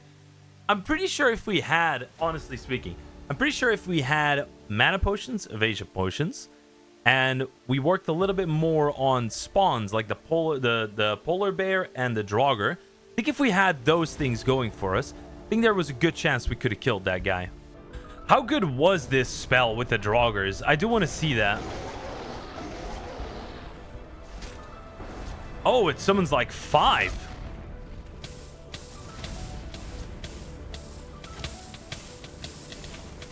They're actually pretty strong.